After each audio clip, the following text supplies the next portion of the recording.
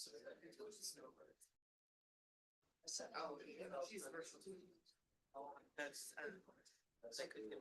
thought so this morning.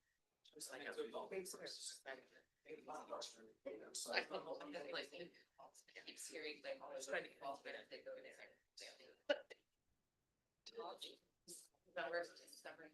For 15,000.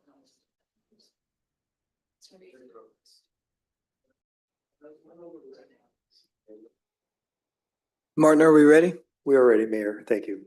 Okay, it's 6 o'clock and I'll call the October 14th, 2025 regular meeting of the Mill Creek City Council to order. We'll begin with the Pledge of Allegiance, and who doesn't have? Councilmember Steckler, would you please lead us in the pledge? I pledge allegiance to the flag of the United States of America and to the republic for which it stands, one nation, under God, indivisible, with liberty and justice for all. Leah, roll call, please. Mayor Holtzclaw, Here. Mayor Pro Tem Vignell, Here. Councilmember Cavallari, Here. Councilmember Steckler, Here. Councilmember Allison, Here. Councilmember Duque, Here. Councilmember Paddock. Present. Okay, it brings us to audience communication. Anyone in the audience like to address council this evening? I thought there was one gentleman. Yeah, please step forward to the mic, name and city of residence. Hi, my name is Alan Richards. I live in Mill Creek up here in Spring Tree neighborhood. Typed out my notes so I can be fast. I live in Spring Tree, part of the Mill Creek Community Association. I'm speaking on behalf of myself and neighbors who couldn't make it here tonight. I'm here to ask for help. What I'm going to describe may sound familiar, as there were other citizens of Mill Creek neighborhoods here on September 9th complaining about a nuisance property and their uphill battle. A home in Spring Tree neighborhood. It's a 3-bedroom, 3-bath home, 24 square foot single family residence. It's not a duplex. There's no casita, no mother-in-law unit. This problem home, the tenants, which I believe they're about 4 or 5, to include the owner, they share bathrooms, common areas, laundry room. The kitchen and the garage has also been converted into a room or two. This house has had constant stream of tenants who disrupt the neighborhood. This includes junk cars, parking issues. Currently, the 74-year-old tenant that stays there parks in front of my house and says that they won't let her park in the driveway. There's a lot of too much disturbances. Off-leash dogs clutter all over the front and backyard, like dressers, household items. There's frequent police calls for fights, disturbances inside and out of the home, some with weapons. They burn their household trash in the backyard. It's likely because they only have one garbage bin for the house and too many people. There's loud arguments, which Janice got to experience when she was out passing out flyers a little while back. This house does not care about our HOA rules and regulations. In addition to all these things I've already mentioned, a tenant recently applied some black tar sealant over the driveway, which washed into the drains with heavy rain that same evening, which could be a problem.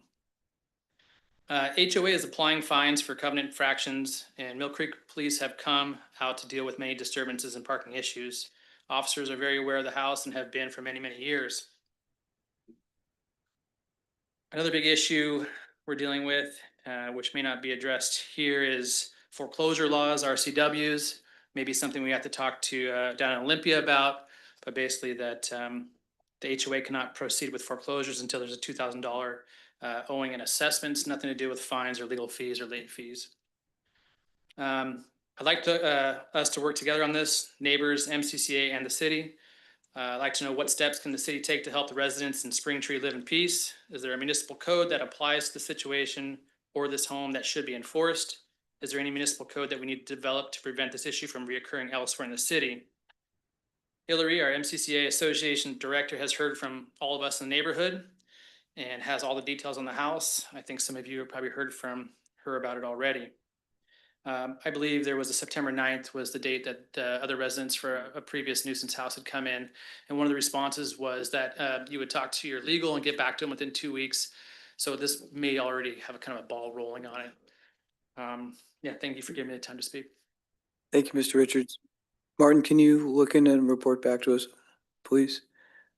And also get his contact information so you can get information on the foreclosure issue so we can see if there's something we need to talk to Representative Berg about. Anyone else in chambers like to address council this evening?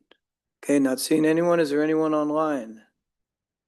Okay, there'll be another opportunity at the end of the meeting. Brings us to our presentations. If there's no objections, I'm going to switch the order here and we're going to jump into the police officer swearing. Item C, is that okay? Okay, with that, Chief, please. Good evening, Mayor, Mayor Pro Tem, Council. It's my honor tonight to introduce to you Officer Peter Lee. Officer Lee comes to us from NCIS, Naval Criminal Investigation Services, where he's spent the last 3 years. He's a graduate of Florida Police Academy, Northern Florida Police Academy, if I'm correct. And we're excited to have him here. He is our final hire for the police department, and we are now up to full staffing. Officer Lee is on working nights, and he's on FTO right now. He'll be attending the Equivalency Academy down in Breer in the next few weeks. We're hopeful. Actually, it might be next month. So I'll just ask Mr. Officer Lee to come forward, and we'll swear him in.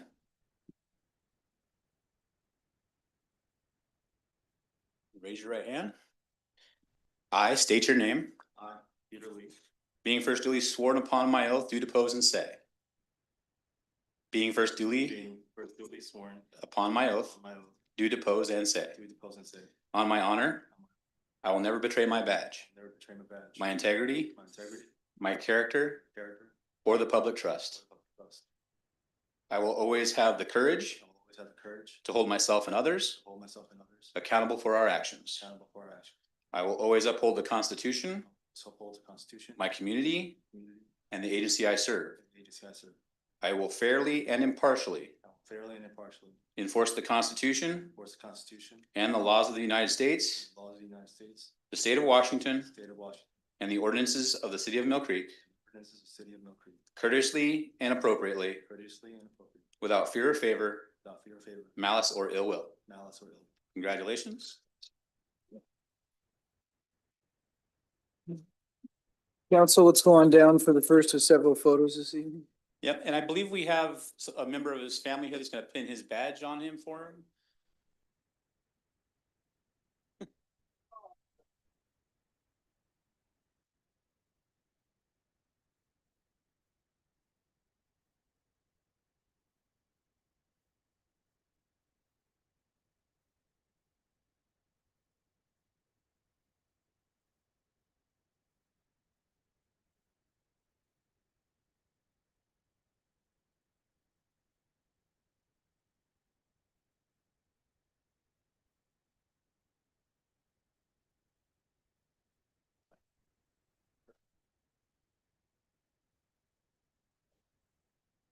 And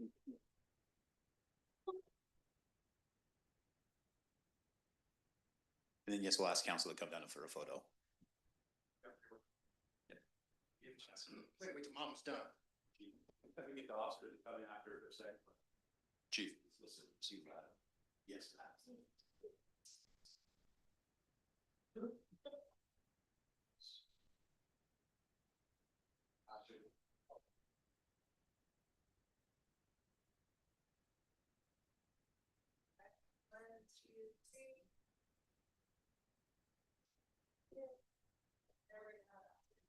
Now, important guys, come on.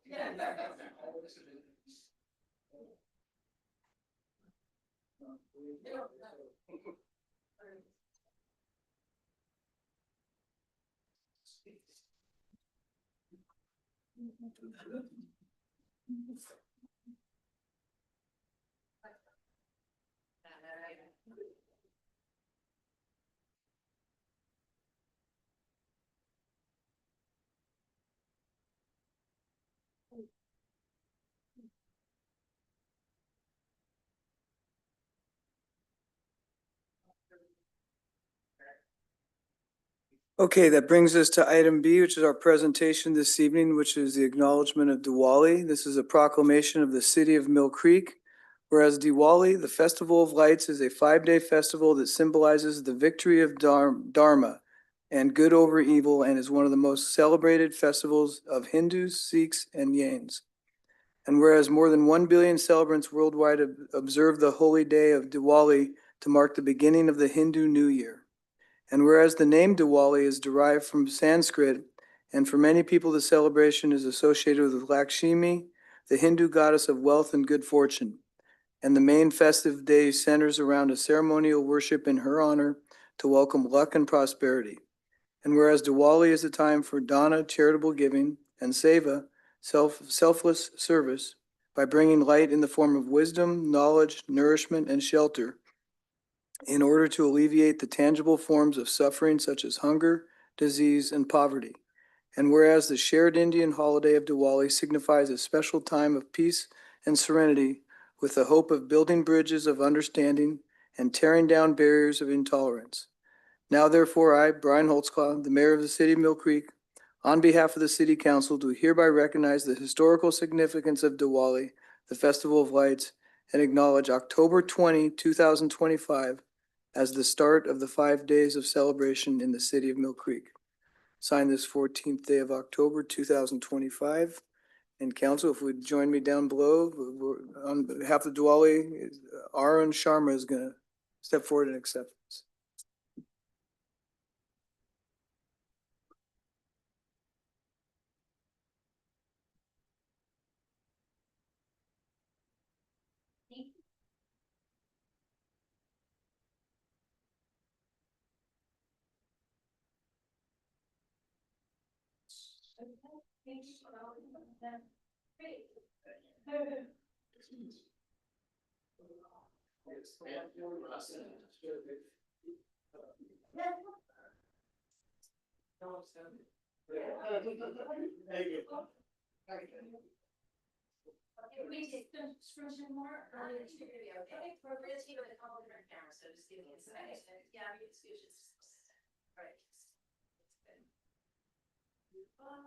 Okay, 1, 2, 3.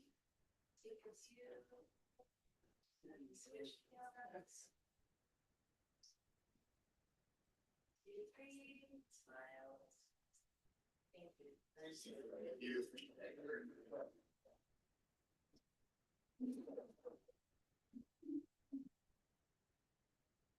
Yes.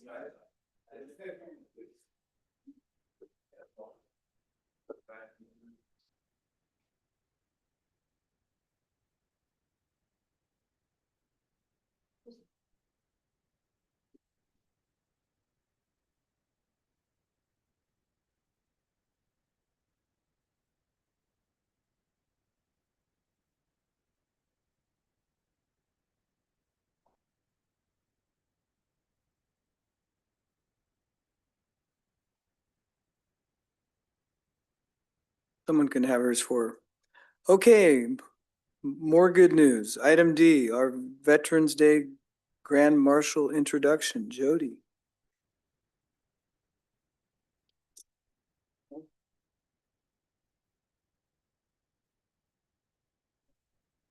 Good evening, council and audience members. Thank you for being here this evening. Today I have the honor of introducing several members of our Veterans Day Committee, one of who, or two of who are here this evening, but who have dedicated countless hours on behalf of local veterans to ensure we can honor all who served on Veterans Day in our ceremony and parade. With us tonight is Larry Beach, veteran Larry Beach. He's a wonderful member of our committee, and we couldn't do this without him. And then also Barb Heidel, right behind me. Barb, does everything in the city. And we're really honored to have both of them on our committee. Those who couldn't be here tonight are Kitty LaFazia and Gary Walderman. I feel really honored to work with these folks on a weekly basis as we move forward towards Veterans Day, and they really represent what is so good about the veterans in our community, and I'm thankful for each of them. Kitty will no longer be, she's moving to Idaho, and I was hoping she would be here tonight because I had a little something for her, but we will really miss her on the committee, and so we will be looking for another committee member here soon to take her place. Now it is a true honor to introduce you to Bruce McCann, our 2025 Veterans Day Parade Grand Marshal, seated here in the center between this lovely crowd. Bruce is a remarkable man whose life reflects service, strength, and heart. Bruce joined the U.S. Marine Corps at just 17, serving bravely in the Korean War alongside his brother, where both were wounded and later awarded the Purple Heart. As one of the distinguished chosen few, Bruce experienced some of the harshest conditions in military history, yet came home with humility and an unwavering spirit. After the war, he built a thriving career in real estate development, leading McCann Construction for 45 years and developing major projects across the country. But what truly stands out about Bruce is the love he poured into his family, his 6-decade-long marriage to his beloved wife Shirley, and the values he passed down to his 4 daughters, 2 of whom are here with us this evening, Deborah and Monique, and 2 who may be online, Cindy and Krista. Hello. So obviously they love their dad and they're here to be with him. These days, Bruce brings his warmth, wisdom, and sharp style to the Cozier community here in Mill Creek, where he continues to inspire everyone around him. Bruce lives by the Marine Corps motto, Semper Fidelis, always faithful, and it's clear that those words have guided him throughout a truly extraordinary life. We invite you all to join us for Veterans Day ceremony on November 11th at 9 a.m. at Veterans Monument in Library Park, where Bruce will be sharing a few words with us. And then he'll be riding in the parade at 11 a.m. with his family down Main Street in style. So hopefully we'll have all 4 of his girls there with us. And I'd like to present Bruce with this certificate and have him and his family come up for photos with the council. Great.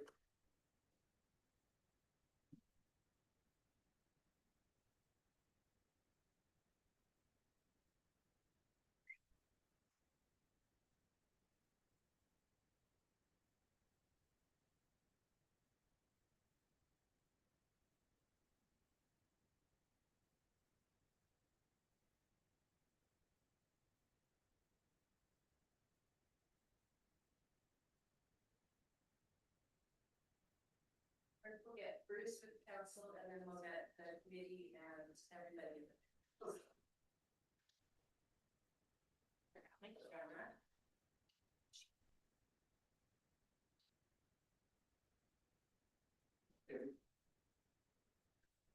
One, two, three. Please line up.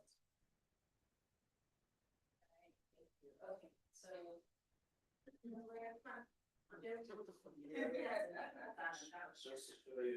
You guys look like back in the day. Have changed at all? I don't think that.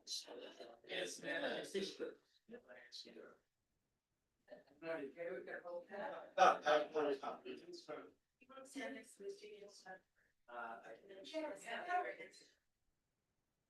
Oh.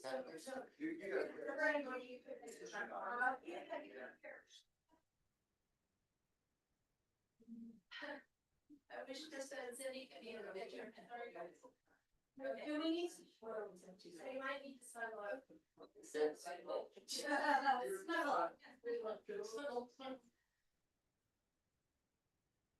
two, three, smile.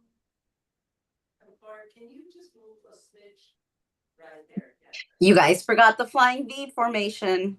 Well, that's fine.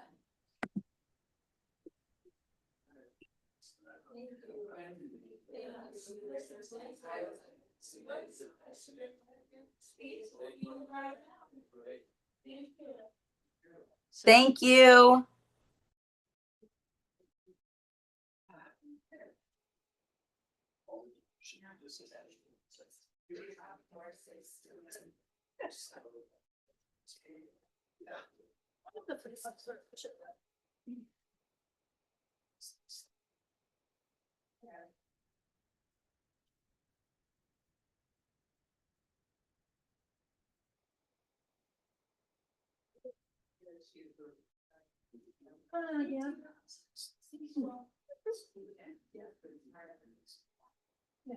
Okay, the fun is over. Back to our regular programming. We have no old business on the agenda tonight. Our new business item is item F, resolution related to an interlocal agreement with the Washington State Traffic Safety Commission for traffic safety task force activities. Good evening again, council. It's my pleasure to bring to you the 2026 ILA for Traffic Safety Commission out of Washington State. This is an annual ILA that we renew each year. And this year, Region 10 is set to receive funds totaling $192,500 for traffic safety enforcement activities, high visibility enforcement. This is the click it or ticket DUI emphasis, as well as holiday DUI emphasis, which is coming up starting in November and running through the end of the year. And then we'll have some speed enforcement and click it or ticket as we go on into the following 2026. Last year, the city received just under $5,400. We participated in 4 events, but we also participated in 2 community outreach events, which included Law Day at the District Court and some training at one of the high schools. So of those 4 events, speed violations, we had 24 speed violations, 35 distracted driving violations, 12 seatbelt violations, and 7 traffic-related arrests resulting from those enforcement activities. Projected 2025-2026 biennium allocation is approximately $15,000. So that'll answer any questions. Thank you, Chief. Any questions? So good. Okay. And I believe there's a motion in the packet. We have a motion. I'll make a motion. Motion to authorize the city manager to renew the existing interlocal agreement with the Washington Traffic Safety Commission to fund traffic safety task force efforts through September 30th, 2026. Second. Is there any discussion? Hearing none, all those in favor of the motion, please say aye. Aye. Any opposed? Any abstentions? The motion passes unanimously. Thank you, Thank you, Chief. Okay, we have no proposed new initiatives on the agenda, which brings us to our first of 2 study sessions, the 2026 property tax levy discussion.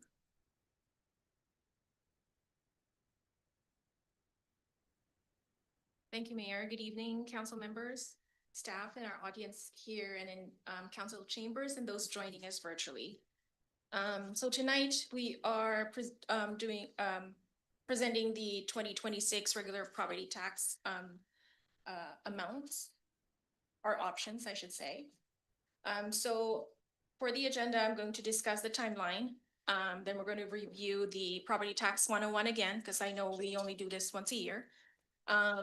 Continuing with the 2026 components of the property tax calculation, and then the general fund outlook baseline, which we reviewed last Tuesday, and then the property tax levy amount options that we prepared.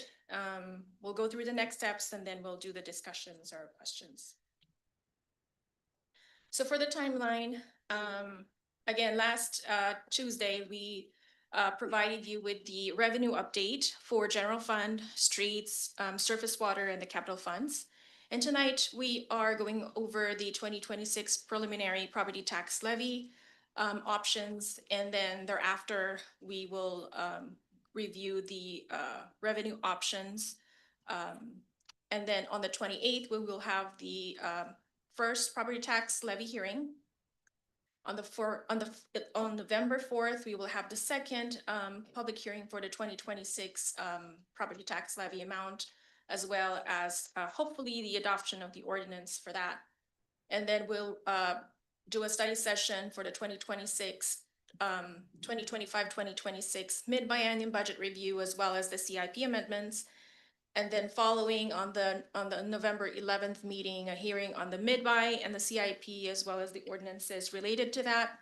And then we have to submit the property tax certification to the Snohomish County on November 26th. Ermina? Yes, sir. So included in these discussions, I believe we're going to also talk about taxing districts. Do we have timelines or time constraints that have to be addressed if we are to get them to be utilized next year going forward? So that would be in the next item studies, the revenue options. Okay, sorry about that. So Thank you. this is just the property tax levy, our regular property tax. I think that's a good question as far as timing goes, even if we're. Is your mic on? Next week. Is your Uh, mic no, on? no, Today, no, today. no, Is Tonight, your for the mic on? second item following this one. Yeah. All right, so property tax 101. So for the state of Washington, the property tax is budget-based, and that means that we established a property tax levy based off of the amount of revenues that need to be generated. And of course, it's subject to certain restrictions. So how it goes is that the county would normally do or provide the taxing agencies with the assessed valuations, and the assessed valuation is based off of 2024 market value sales. They provide it to us right around September. And then as taxing agencies, we prepare the budget and we also set the levy amounts. We provide the levy amount to the county, and that the county would do the levy rate, where they would determine whether the rate is under the limit for the 1% above the highest lawful levy, unless of course it's authorized by the voters. And then they also determine whether the rate is within the constitutional 1% limit. Secondary to that, they would also determine whether for us, the city, if our rate is below or up to the $3.60 if we are annexed, and we are annexed to a library and fire. Thereafter, the county would send out the billing, they would process any exemptions, and then they would collect those taxes and remit those to the taxing agencies. And so once we determine the levy amount, so for 2025, council adopted the ordinance for a 4.4 million levy amount.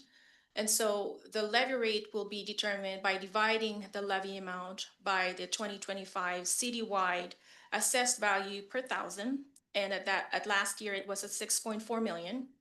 And we come up with a 0.69 cents levy rate.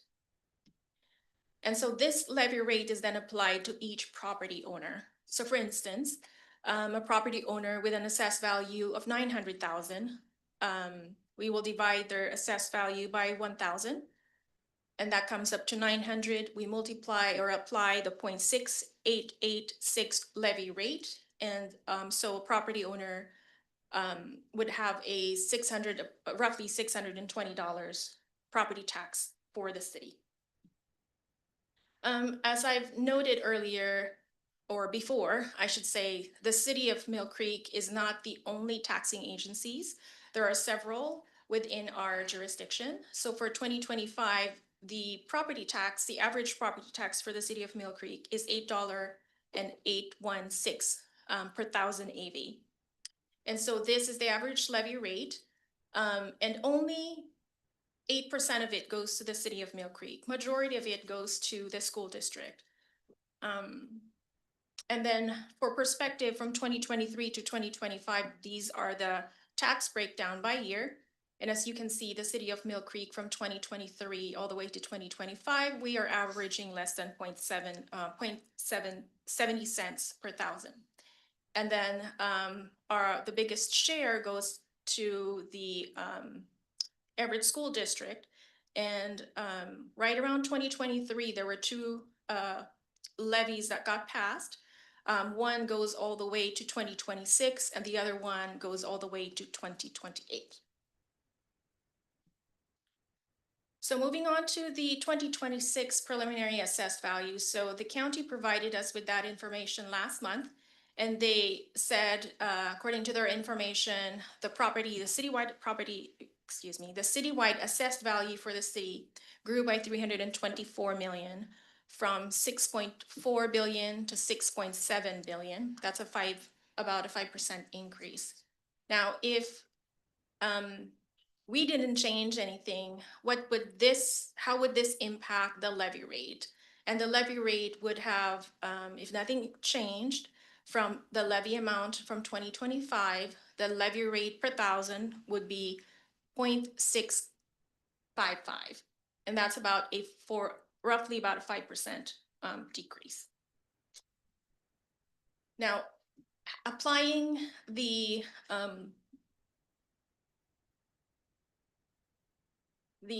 change in assessed value for a property owner. So for instance, in 2026, if your property value decreased by 5% and your property value is 900,000 in 2025, 5% decrease is 855. Your levy rate for 2026, assuming we do not change the levy amount, it will decrease by about 10%, about $60. However, if there was no change in your assessed value of 900,000, your levy rate would go down by about $30, or that 4.8%. Carmina, could you explain why? That if there's no change, why would it go down? The denominator got bigger. Yes, so the citywide rate, so remember, earlier I showed you this calculation, right? So if the citywide assessed value, if this number goes up, in which it did, therefore this one would go down, because now I'm spreading the levy amount over a bigger base. Is that because we're not really, we didn't vote on, or we weren't voting on a particular percentage, we were voting on a particular dollar amount? Right, so the assumption that I showed you here is assuming you do not change the levy amount, which stays the same from 4.4 million to 4.4 million in 1 year. But since your base increased, your rate would go down. It's not related to a decision we made. The decision we made was what the first number that we adopted last year. That was yes, that's absolutely right. Okay, I just wanted to be in the record why. So now, going to our 2025 highest lawful levy and bank capacity, and why is this important to know, is because by law, the city is allowed to increase your highest lawful levy by 1% without going to the voters. And so for 2025, the highest lawful levy since 1985 was at 6.8 million, and we only levied 4.4 million. And so we have a bank capacity of about 2.5 million. And that 2.5 million is available for us in 2026. So when I say it's available, it means that council can increase the levy amount by more than 1% without having to go to the voters, because we have bank capacity. Now, reviewing the general fund, thank you. Reviewing the general fund baseline, which we discussed last week, I noted to you that if we increase property taxes by 1%, the assumed 1%, and we only do the citywide fee increase, we don't do any utility taxes, we don't do a transportation bond, we do not change any staff cost allocation, and we will use our fund balance to bridge the gap. Our fund balance reserve would go down significantly, and by 2028 we will have we would be below the 3.8 million reserve requirement. I wanted to point out that this graph, if you compare it with last time, it's slightly different, because what I did was I took out the noise of the RPB funds, because all the RPB funds are only supposed to be one-time item. So I took them out of our expenditures, and I also took it out of our reserve. And so because I did that, now the point of when we go below our required reserve moved to 2028. But nevertheless, our trend line stays the same. We are still in structural deficit because our revenues are still below the projected expenses. Ermina, can you go back to that slide real quick? That dip in the red line where you have the public safety salaries paid by ARPA, the next dot to the right of that up, did we do that for 2 years, or was there a separate drop? Was it a one-time 3.5 million? So separate from that, it wouldn't be a straight line from the 2 dots on either side of the chasm. It would be slightly less of a dip. We essentially did an accounting maneuver, no, I don't want to say maneuver because it's perfectly legal and within the rules, but that number for what we would have expended from the general fund would have stayed more constant. We just had that adjustment for 1 year because we decided to move money out of one pocket and put it in another. Yeah, that's why we see this big jump of our reserve, this orange section up here, because of this move. Actually, that's a good point. So if I understand you correctly, Mayor, the 2023 number, the 3.5 was when we used the ARPA funds against that expenditure. And then the red dot on 2024, we did not use any ARPA funds for public safety. So the big jump, that kind of levels it out. So the big jump in 24 to 25, what fueled that? So, excuse me, say that again, from here to here? Yes. Yeah. Oh, okay. Sorry, I thought you meant from here to here. No, I got that. I was talking about that initially. Now Yeah. he's asking about the next. About two the dots. next jump, Mhm. sure. So again, in 2024, from 2024, this represents now the CBA for the collective bargaining for police guild, Ah. right? So we have this in there, as well as we started to have full staffing. So we started to hire the people. We had several vacancies right around this time, remember? And also we added the positions.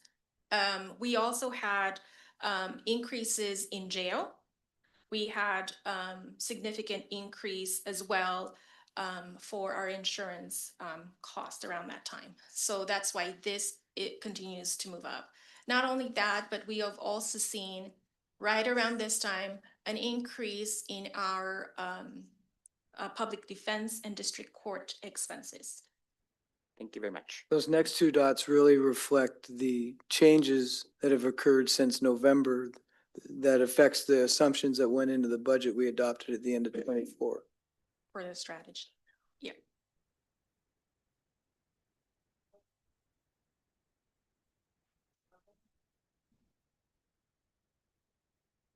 Yes. Do you want to? Okay. And also just to point out that according to, so in 2022, this is our expenditures, and it's almost in line with 2025. So now moving on to how would council now start to consider the levy amount setting? And so I listed some things that I want you to consider when you do when we do the levy amount setting. First, we want to make sure that for us that the city council's 3 to 5 year strategic priorities, you are steadfast in continuing with those priorities. We also know that the cost increases are driven by several things that are outside the city's control. For instance, there have been legislative changes in public safety, as well as Supreme Court ruling on standards for defense, as well as ruling for tort law, which has increased our cost for insurance, and also inflation. And also consider that revenues are generally going down. Our sales tax is expected to be flat in 2025 and then a 1% increase in 2026. Our state share revenues are also suffering and may be subject to decreases due to the state. Our investment earnings are also expected to go down with the increasing or with a declining federal funds rate. And of course, there will be no ARPA moving forward. Ermina, can you touch on that? Because where I work, we have investment earnings that are extremely positive over the last year. So can you talk about the limitations that we have and where our money can be invested? So our money, according to the state, our money cannot be invested just anywhere else, right? So the city has, we have an investment policy that the city council has adopted that should be consistent with RCW. But the reason why I'm making it an issue is because as our fund balance, our cash balances go down without any other revenues coming in, then the money that we have available for investment would be lower. And then at the same time, the federal funds rate, which is normally followed by the LGIP, is going down, when it's expected to go down as the federal funds rate go down. But I think that's the point I was trying to get across, is we have limitations from the state on, we can't just invest that in the market and or manage it like a or like a private person would do.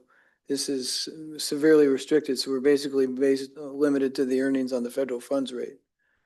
Correct. The other option is that we are already doing it, we are investing it in other bonds, such as the US state treasury instruments.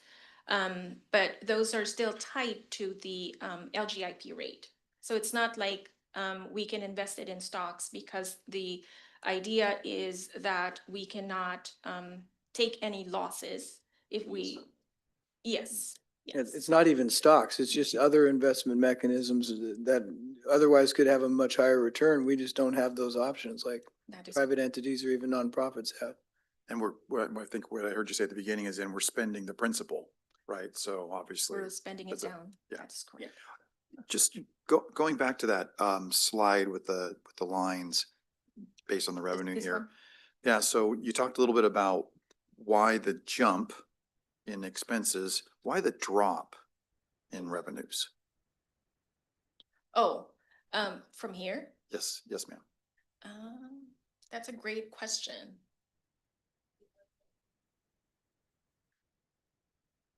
In here?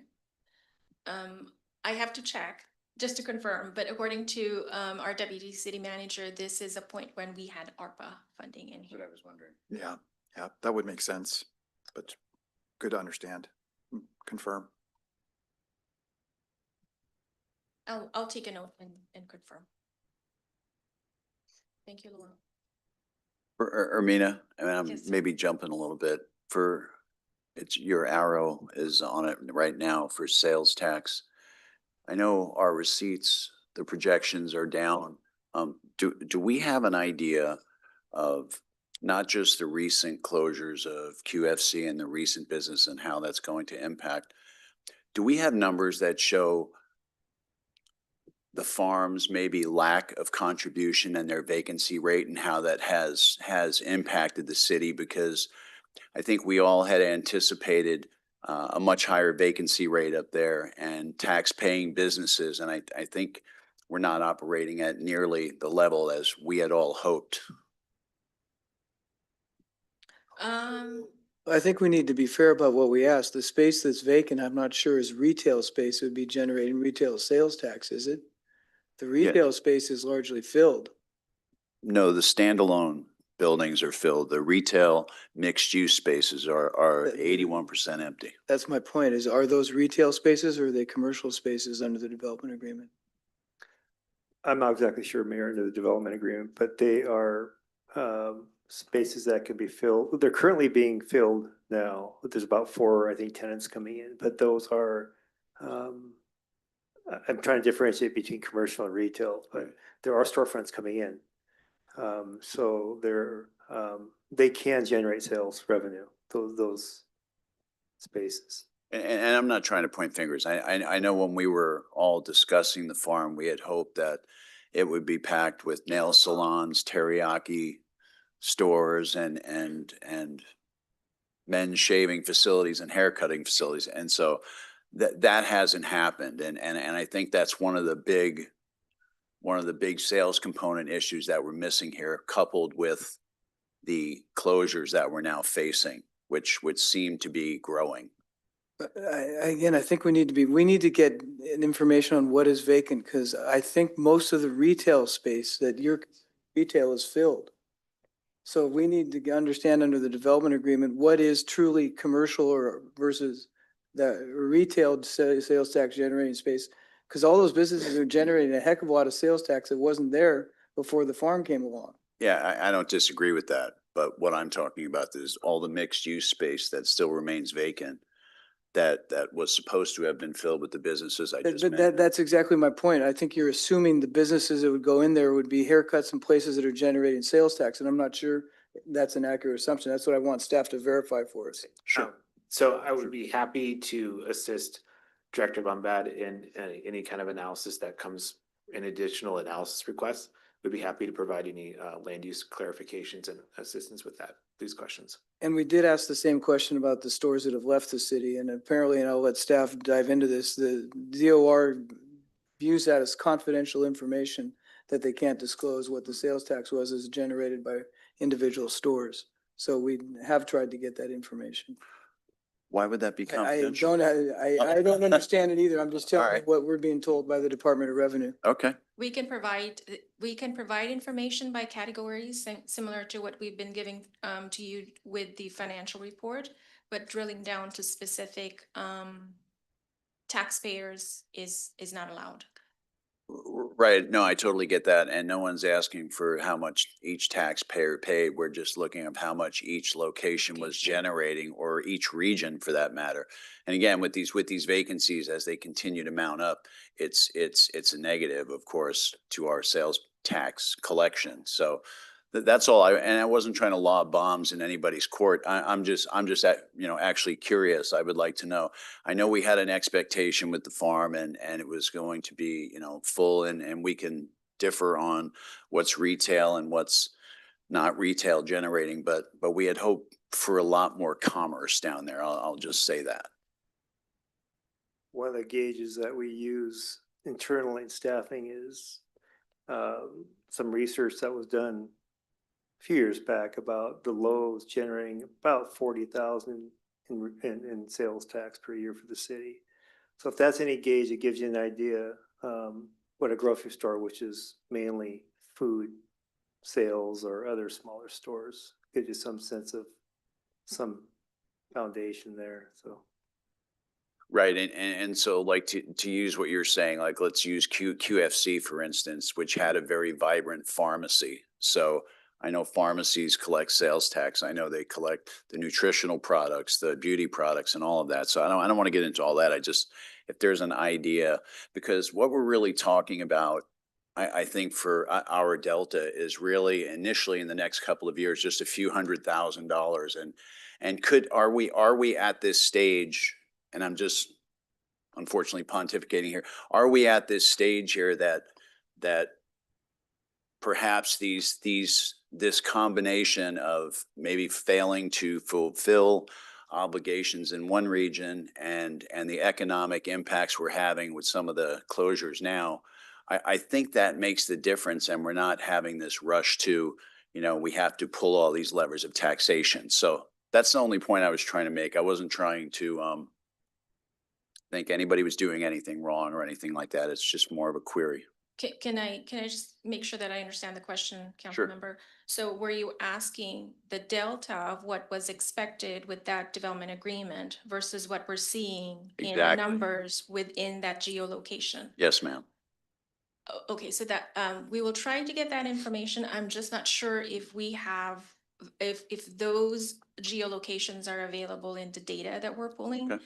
And then the next step would be for us to get confirmation from DOR if that is a valid information that we could share. Because right now we only know that we can share the sales tax information to the public based off of the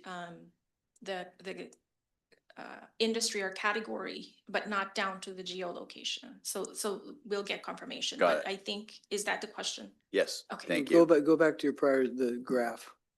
Because we know where we're at in revenues in 2024, at the end of 2024, when all those stores were open. So what we'll be looking for in end of 25 is not a projected location of that next dot. We should have actual information on the total sales revenues that were collected for the city at the end of 25. And we'll be able to figure out what the total sales tax is to see the total amount of sales tax we lost over the year. And we make some assumptions or educated guesses as to what was attributable to some businesses. You know, Thank you. when I look at the sales tax numbers that we just calculated, I mean, these are good questions, but the one that clearly comes out to me is number one, sales tax revenue from Mill Creek based businesses, businesses within the city of Mill Creek are going down. They are definitely down. That's a trend and it's a fact.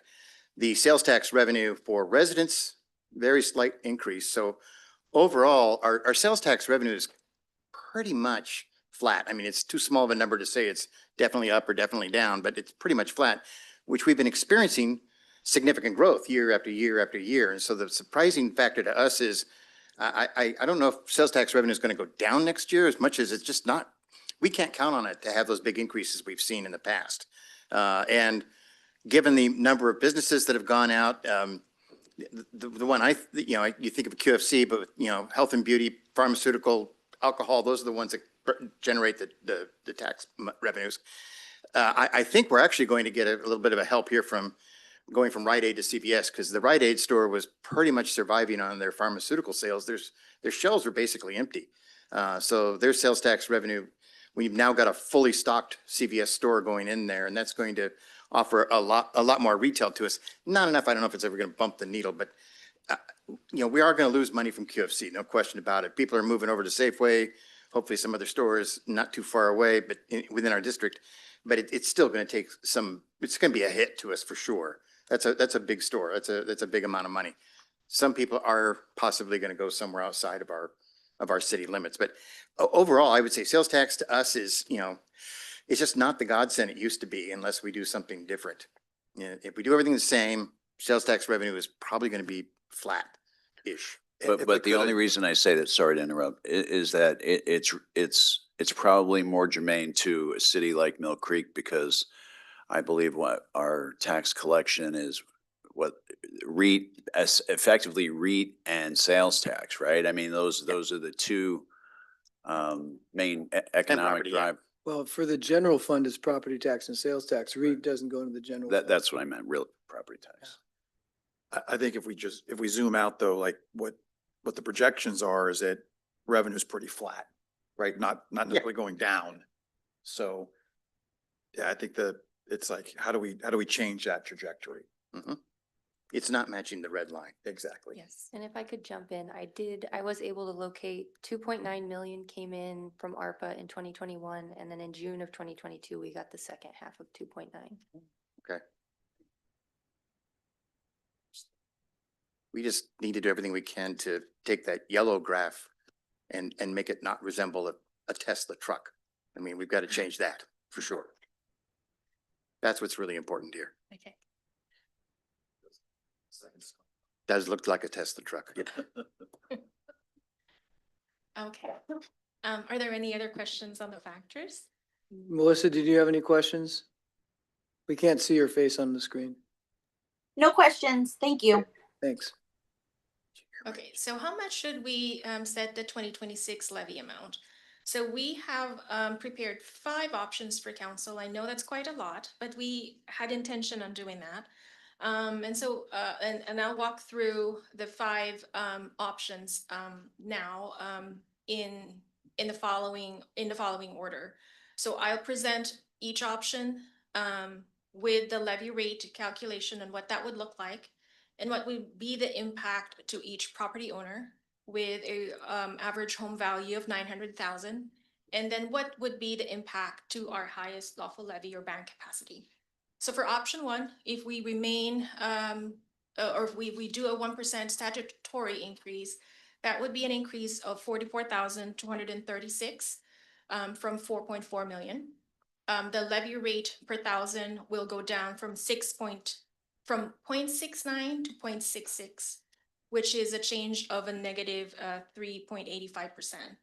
Now, a property owner with 900,000 in 2025, if their property increased by 5% in 2026, it would be 945. Their city property tax amount will be an average of about $626, and that's a 1% increase. Now, the second option is if we do a 1% plus 178, so that's approximately $223,000. If we do this, it's the levy rate per thousand stays the same. from 2025. And that's a 0% change.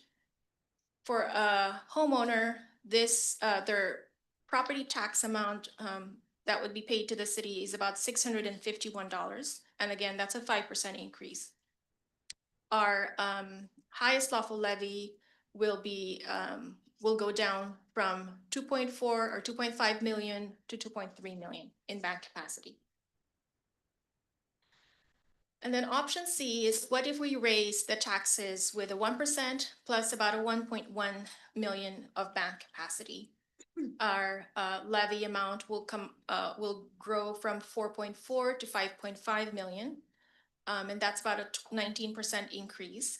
The average homeowner will pay a city property taxes of $776. That's a 25% increase on their property tax.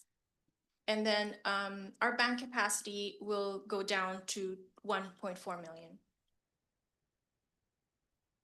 The fourth option is if we do 1% plus 1.5 million, we will raise an additional 1.5 million. From 4.4 million, we'll now have about 6 million in property tax value or property tax amount. And then the levy rate will increase from 0.6886 to now 0.8845. That's about a 28% increase in levy rate or levy amount. And for an average home, that would be an $836 property tax. Again, that's a 35% increase for the property owner. And with this, at the 1.5 million increased levy, our bank capacity will drop to about 1 million.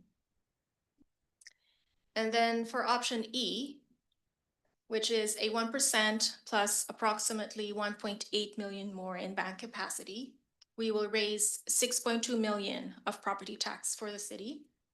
The levy rate will increase from 0.886 to 0.9235. That's about a 34% increase. And a homeowner will pay an additional $253, or they will see about a 41% increase in their property tax to the city. And that would leave us only with $741,000 in our bank capacity. So these options that we presented to you are going to be discussed in the next item in conjunction with the revenue levies. And we had intention of why we had the 5 options, because if we mix them together or we just take one, we will demonstrate the impact of each scenario to you in terms of current short-term for 2026, as well as long-term, which goes all the way to 2030. Ermina, Yes. going to the middle box, the Option top, no, the middle box, the top line with the property. I'm trying to understand what the jump from 900,000 to 945,386 is based on. What's that assumption? Oh, we assumed that your property value also increased by 5%. So the citywide assessed value across the board, the average increase is 5%. So I added a 5% increase to your property tax value for an average homeowner of 900,000. Okay, I'll save my comment for later. Mayor Pro Tem. Thank you, Mayor. I have a question, and maybe I missed it and it's going to be in here further, but I know last year when we were discussing the tax levy, we had a sheet that was showing us the percentage of, is it AV? That we were charging, what the levy rate was for like all the way in the past. Cause I remember like it There's a used to slide. be a lot higher. Okay, so it is there. Never mind. That's what I was wanting to look at. Thank you. So the historically from 2015 to 2025, these are the total total assessed value citywide. The second column is the levy amount, and this one shows both the fire and EMS all the way to 2022. Okay. And then in 2023, recall that we did the fire annexation, and then we dropped that 2 million that's for the fire and EMS. Okay. And that really cost your bank capacity to go up. The levy rate, of course, it has always, or since 2015 all the way to 2022 is above $1. And with the annexation, we dropped to 0.6245. Go back to that caused the bank capacity to go up? Is that what I heard you say? So in 2023, excuse me, in 2022, we had zero bank capacity because we were levying the highest lawful levy at that time, both fire and EMS. But when we did the fire annexation, we dropped the the levy amount for both fire and EMS. And so we ended up with 4.2 million. But historically, your highest lawful levy includes the fire and EMS. So because we didn't levy the fire and EMS, you backed that capacity. We agreed to reduce, when we recommended to the voters that they approve the annexation, we said that we would make it revenue neutral to us. So we reduced our levy rate by the amount we were projecting we would needed to pay the fire contract. That part I recall. I just didn't realize that there would be an impact on the bank capacity. That didn't make sense. Well, that's what created the bank capacity when we reduced that. And so for our next steps, we will go through the revenues and areas with the new revenue sources as we're proposing. Then we're going to conduct the first public hearing on the 28th and hold a final public hearing on November 4th. And then file the DOR levy certificate form to Snohomish County on November 26th. Otherwise, they said they're not going to give us any property taxes. That concludes my report, Mayor, and I'm happy to answer any questions. Any questions? Let's avoid discussion till after the next presentation. Any other questions on this? Melissa? No? No questions. Thank you. Thank you. I have a question. Sorry, I'm so dumb. The bank capacity, I understand where it's come from, but when we start to draw on the bank capacity, where is that money coming from? The extra money that we're going to get when we take $1 million from bank capacity? Where is that being paid from? It's not $1 million from bank capacity. We're increasing how much we'll collect that year from the property owners. Correct. It's not a But bank on account. the scenario C up there, thanks. I saw an increase of, thought that was, $1 million. Yep. Okay, so we're doing 1% plus $1 million from the bank capacity. So our bank capacity would drop by that amount. Correct. That drops from, 2.4 to 1.4 or 2.8 down to 1.4. But is that money that's actually, been in a fund somewhere or not? It's No. not, no. It's not. So the taxpayers are going to pay that. That is correct. That's just that's an amount that we have the right to ask for without a vote because we saved it from when we didn't propose a 1%. Yes, that's And correct. not when we didn't propose a 1%, when we reduced our levy after the fire contract. The Yeah, annexation. because that's the only time we ever did do anything below 1% was when we reduced the fire, right? No, there's been a couple Didn't years we where also- we did 0%. It looked like it was 1% every month. Well, 1%, whether the 1% is a different issue. There were a couple years that we went with 0% increase. I didn't see that on that chart that you showed up And there. it won't in here, the levy amount. Oh, it doesn't. Yeah. It won't show like a flat rate Yeah. because remember, when you authorize the levy amount, you also authorize us to add the add-ons, which is new construction, as well as any refunds that were not collected last year. That's why this number, when we get this information from from the county, they combine it with all the add-ons, and those Oh. add-ons are Now I understand. the new Now I understand. construction and the state utility assessments as well. That's why I didn't see like a decrease any year here. Except for in 2020. Oh, yeah, I saw that one. Yes. Can't miss that one. Yeah. Yeah, but the other ones I didn't see we hadn't proposed it, but now I understand. We hadn't taken a 1%, but they did include everything else in there. The state did. Okay. Yes.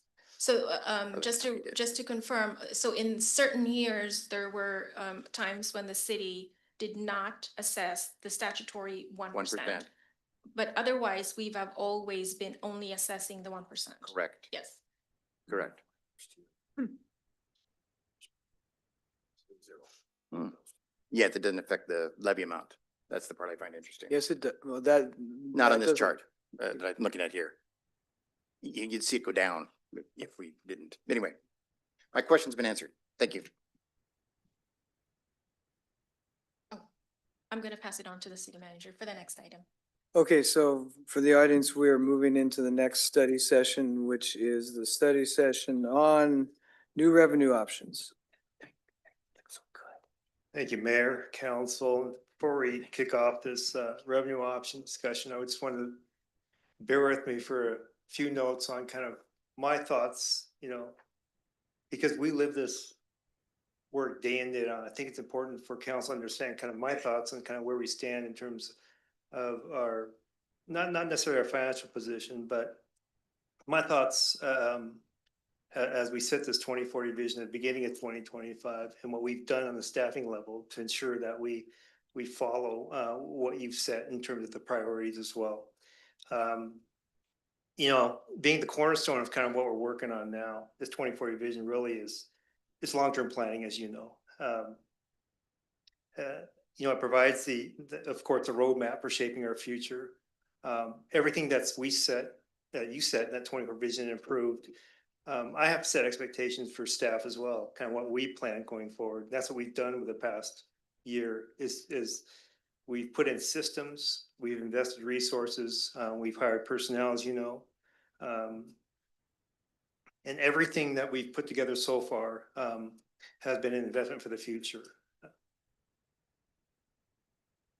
Any shift toward any cost reductions would definitely have, I think, serious implications to what we're working on right now or in the future of the city. And it's not only delaying and stopping strategic projects, but also it would compromise operational capacity. We're trying to keep this consistent. The service levels we're trying to improve to a level where we're outstanding. We're not even close. We're only doing a good job, I think, of how we service our community.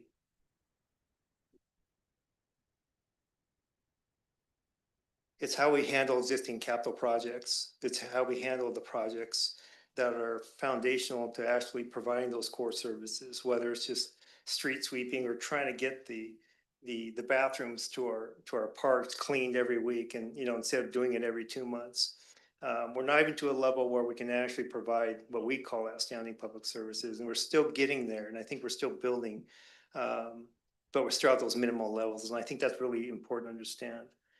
I was kind of planning on going on kind of what these cuts would mean to our staff and our project, but rather than show you the kind of the what ifs, I thought it'd be better just to give you some general information about some factual information actually in front of you. You'll have some from reports there, and then I kind of go into my philosophy and kind of the impact, what I think about what it is to be at minimal staffing levels.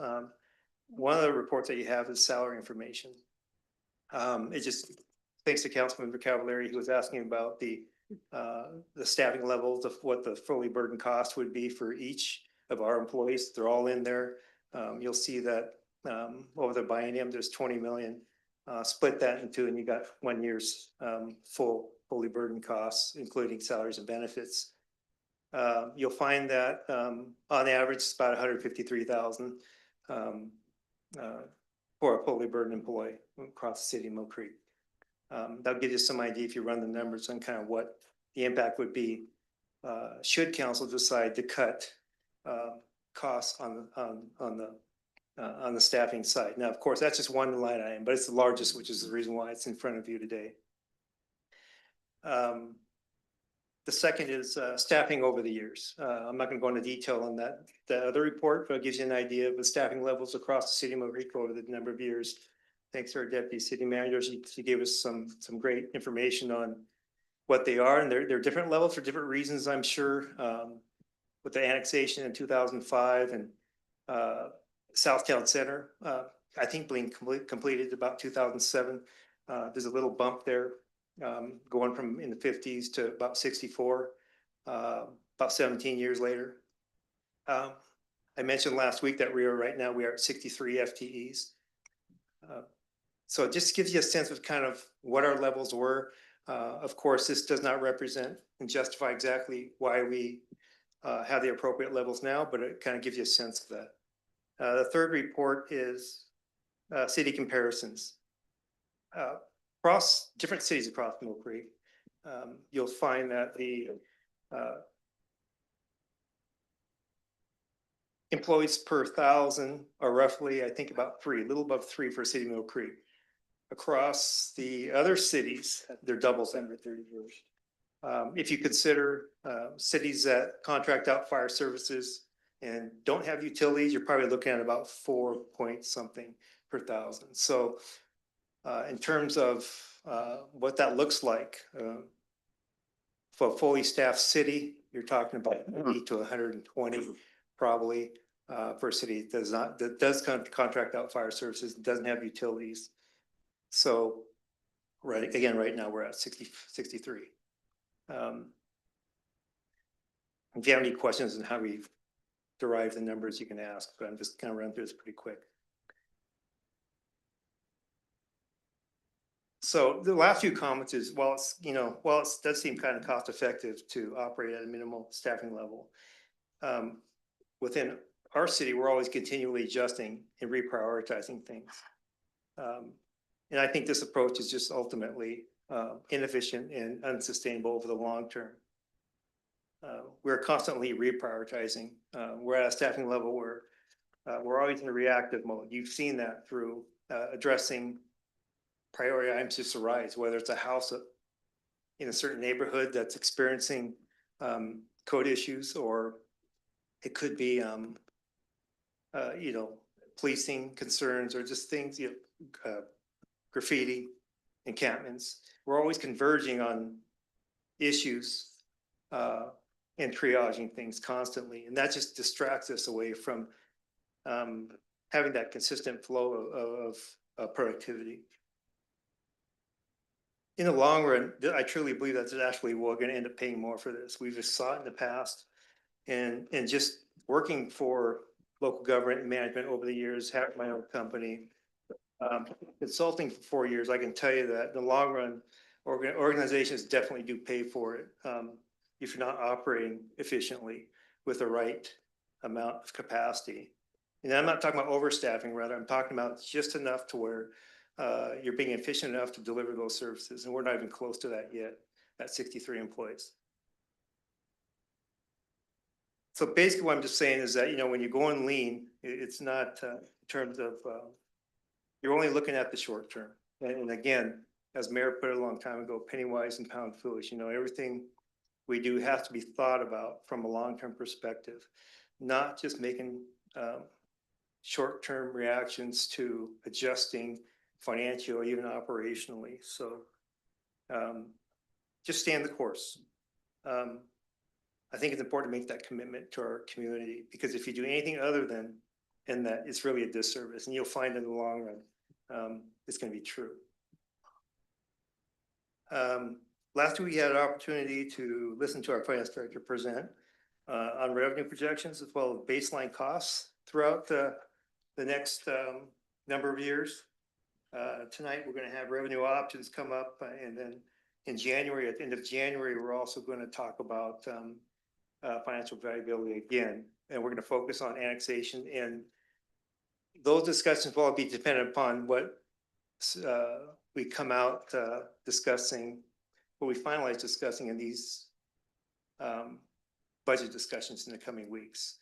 So just be prepared for that as well. So and with that, I'll hand it over to our finance director to give us the revenue options. Can I ask a staffing question? Yes, please. Because I want to make sure that I'm reading this staffing report correctly, and so please forgive me and correct me if I'm wrong. I'm looking at this. It appears as though this, one of the questions that I had going into this was, how are we staffed in comparison per capita to when we were a city of whatever, 10,000 or 12,000 or whatever it was. And it appears, as I look across here at the bottom, that at our current full staffing, we're about at the same level that we were, say, in 2008. Yeah, right.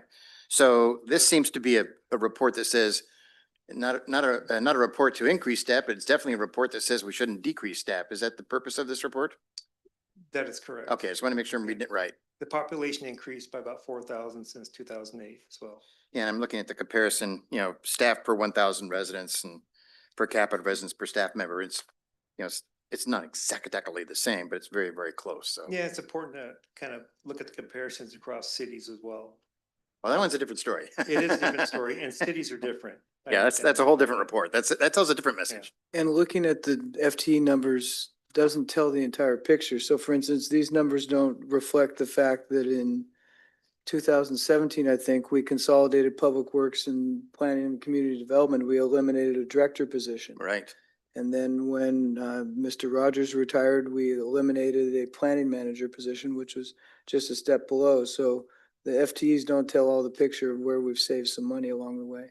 And what also doesn't tell the picture is how there's a different architecture across where the positions sit right now as well. Yeah. And those positions are positioned in a way that is better aligned, I think, with what we set in our 2040 vision and your 5 strategic priorities.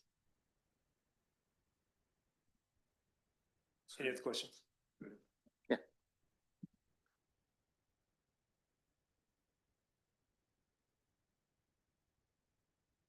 Thank you, City Manager Yamamoto. Good evening, Council. It's me again. So for this item, let's see. We will go through the revenue options and the scenarios in conjunction with the property tax options that we discussed earlier. So just to bring us back and to ground us and why we keep talking about this, City Council adopted on May 2024 the strategic vision for 2040, which included the financial health and economic vitality of for the city of Mill Creek. And then further, in January of this year, during the strategic retreat, day 2, the priority number 3 was to develop a formal plan for the short and long term of the financial viability of the city. And you identified several deliverables, both for the short and also defined what financial viability meant to you. And you define it both in the short term as well as in the long term. And that includes filling the gap, creating stability, having sustainability of funding and operations moving forward so we could meet our goals, as well as maintaining our revenue sources to match the expected level of services. And also you established the guiding principles of what financial viability looked like.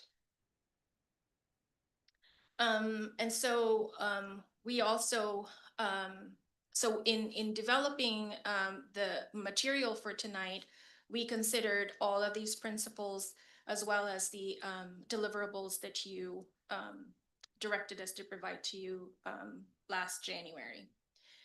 So since February, so after the strategic planning in February, we delivered the first one, which was the review of the financial management policy. In April of 2025, we presented the revenue options, some of which we will be discussing tonight.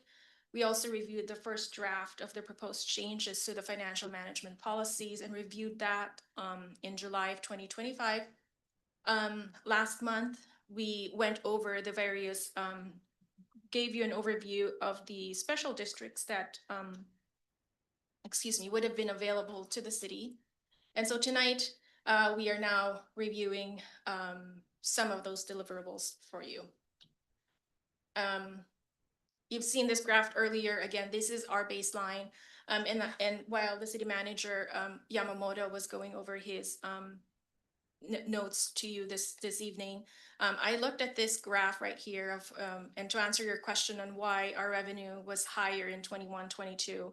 And it was really from property taxes. So ARPA funds is not part of this line. So remember in 2022 or 2023, why you had this drop was because of that fire annexation. So from right around this time, property taxes was right around 8 million, 8.7 million, and then it dropped to this level.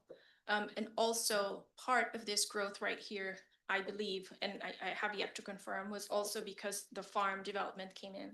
And so those are new developments, and that's why we had this high revenue right here. But then we had the fire annexation, so our property taxes. Okay. That's a product of both public safety and the fire, correct? The decrease in expenditures, because Fire and EMS. moved over. Oh, no, yes, that's absolutely right. So on the revenue side, we lost the property tax, and then on the expenditure side, we shifted the the public safety salaries, using ARPA funds. Yeah. All right, so, as I've noted earlier, the trend line, for, looking forward is that we are already in structural, deficit since 2024, and looking forward, the trend line for expenditures would continue to grow at a higher, a faster pace than our revenue line, which is pretty much flat. And this assumption right here is our baseline assumption, which is only a 1% property tax increase, the citywide fee increase, no utility taxes, no transportation benefit bonds, benefit district, and also no change to our staff allocation. And any gap between our revenue and our expenditures would be funded for 2026 from our fund balance.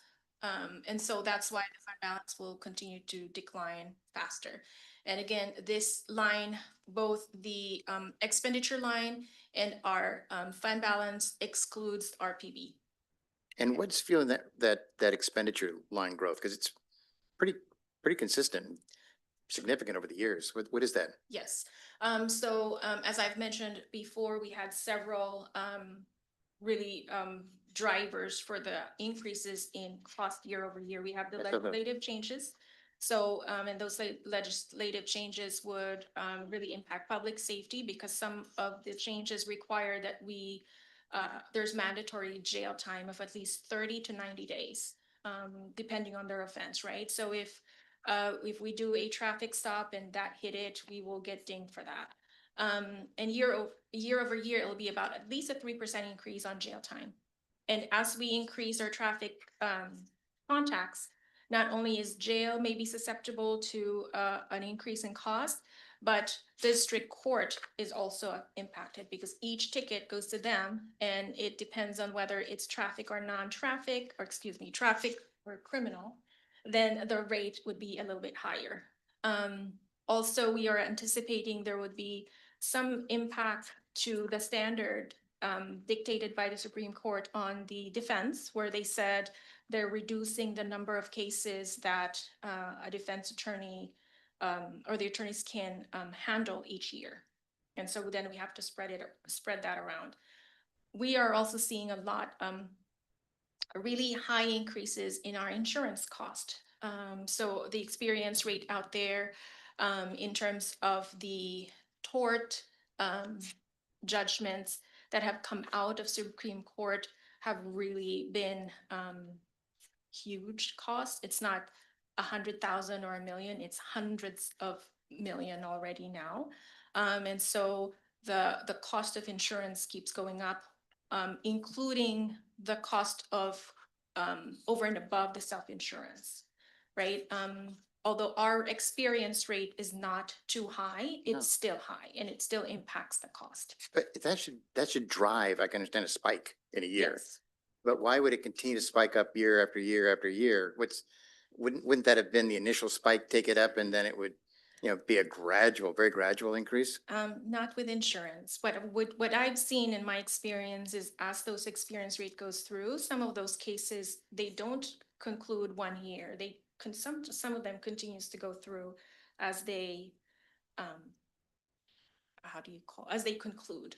So effective 2026, you're seeing a consistent increase. What is that? Is that 3%, 5%, 6%? What is that increase every year? So year over year, in our assumption here is Yeah. a 3% increase in salary and benefits, which is our highest cost. It makes up about 65%, 60 to Okay, 65% of our cost. Yeah. And all the other expenses are conservatively going up at 5% year over year from here on out. So salary and just a 5% overall expenses. That is correct. Total.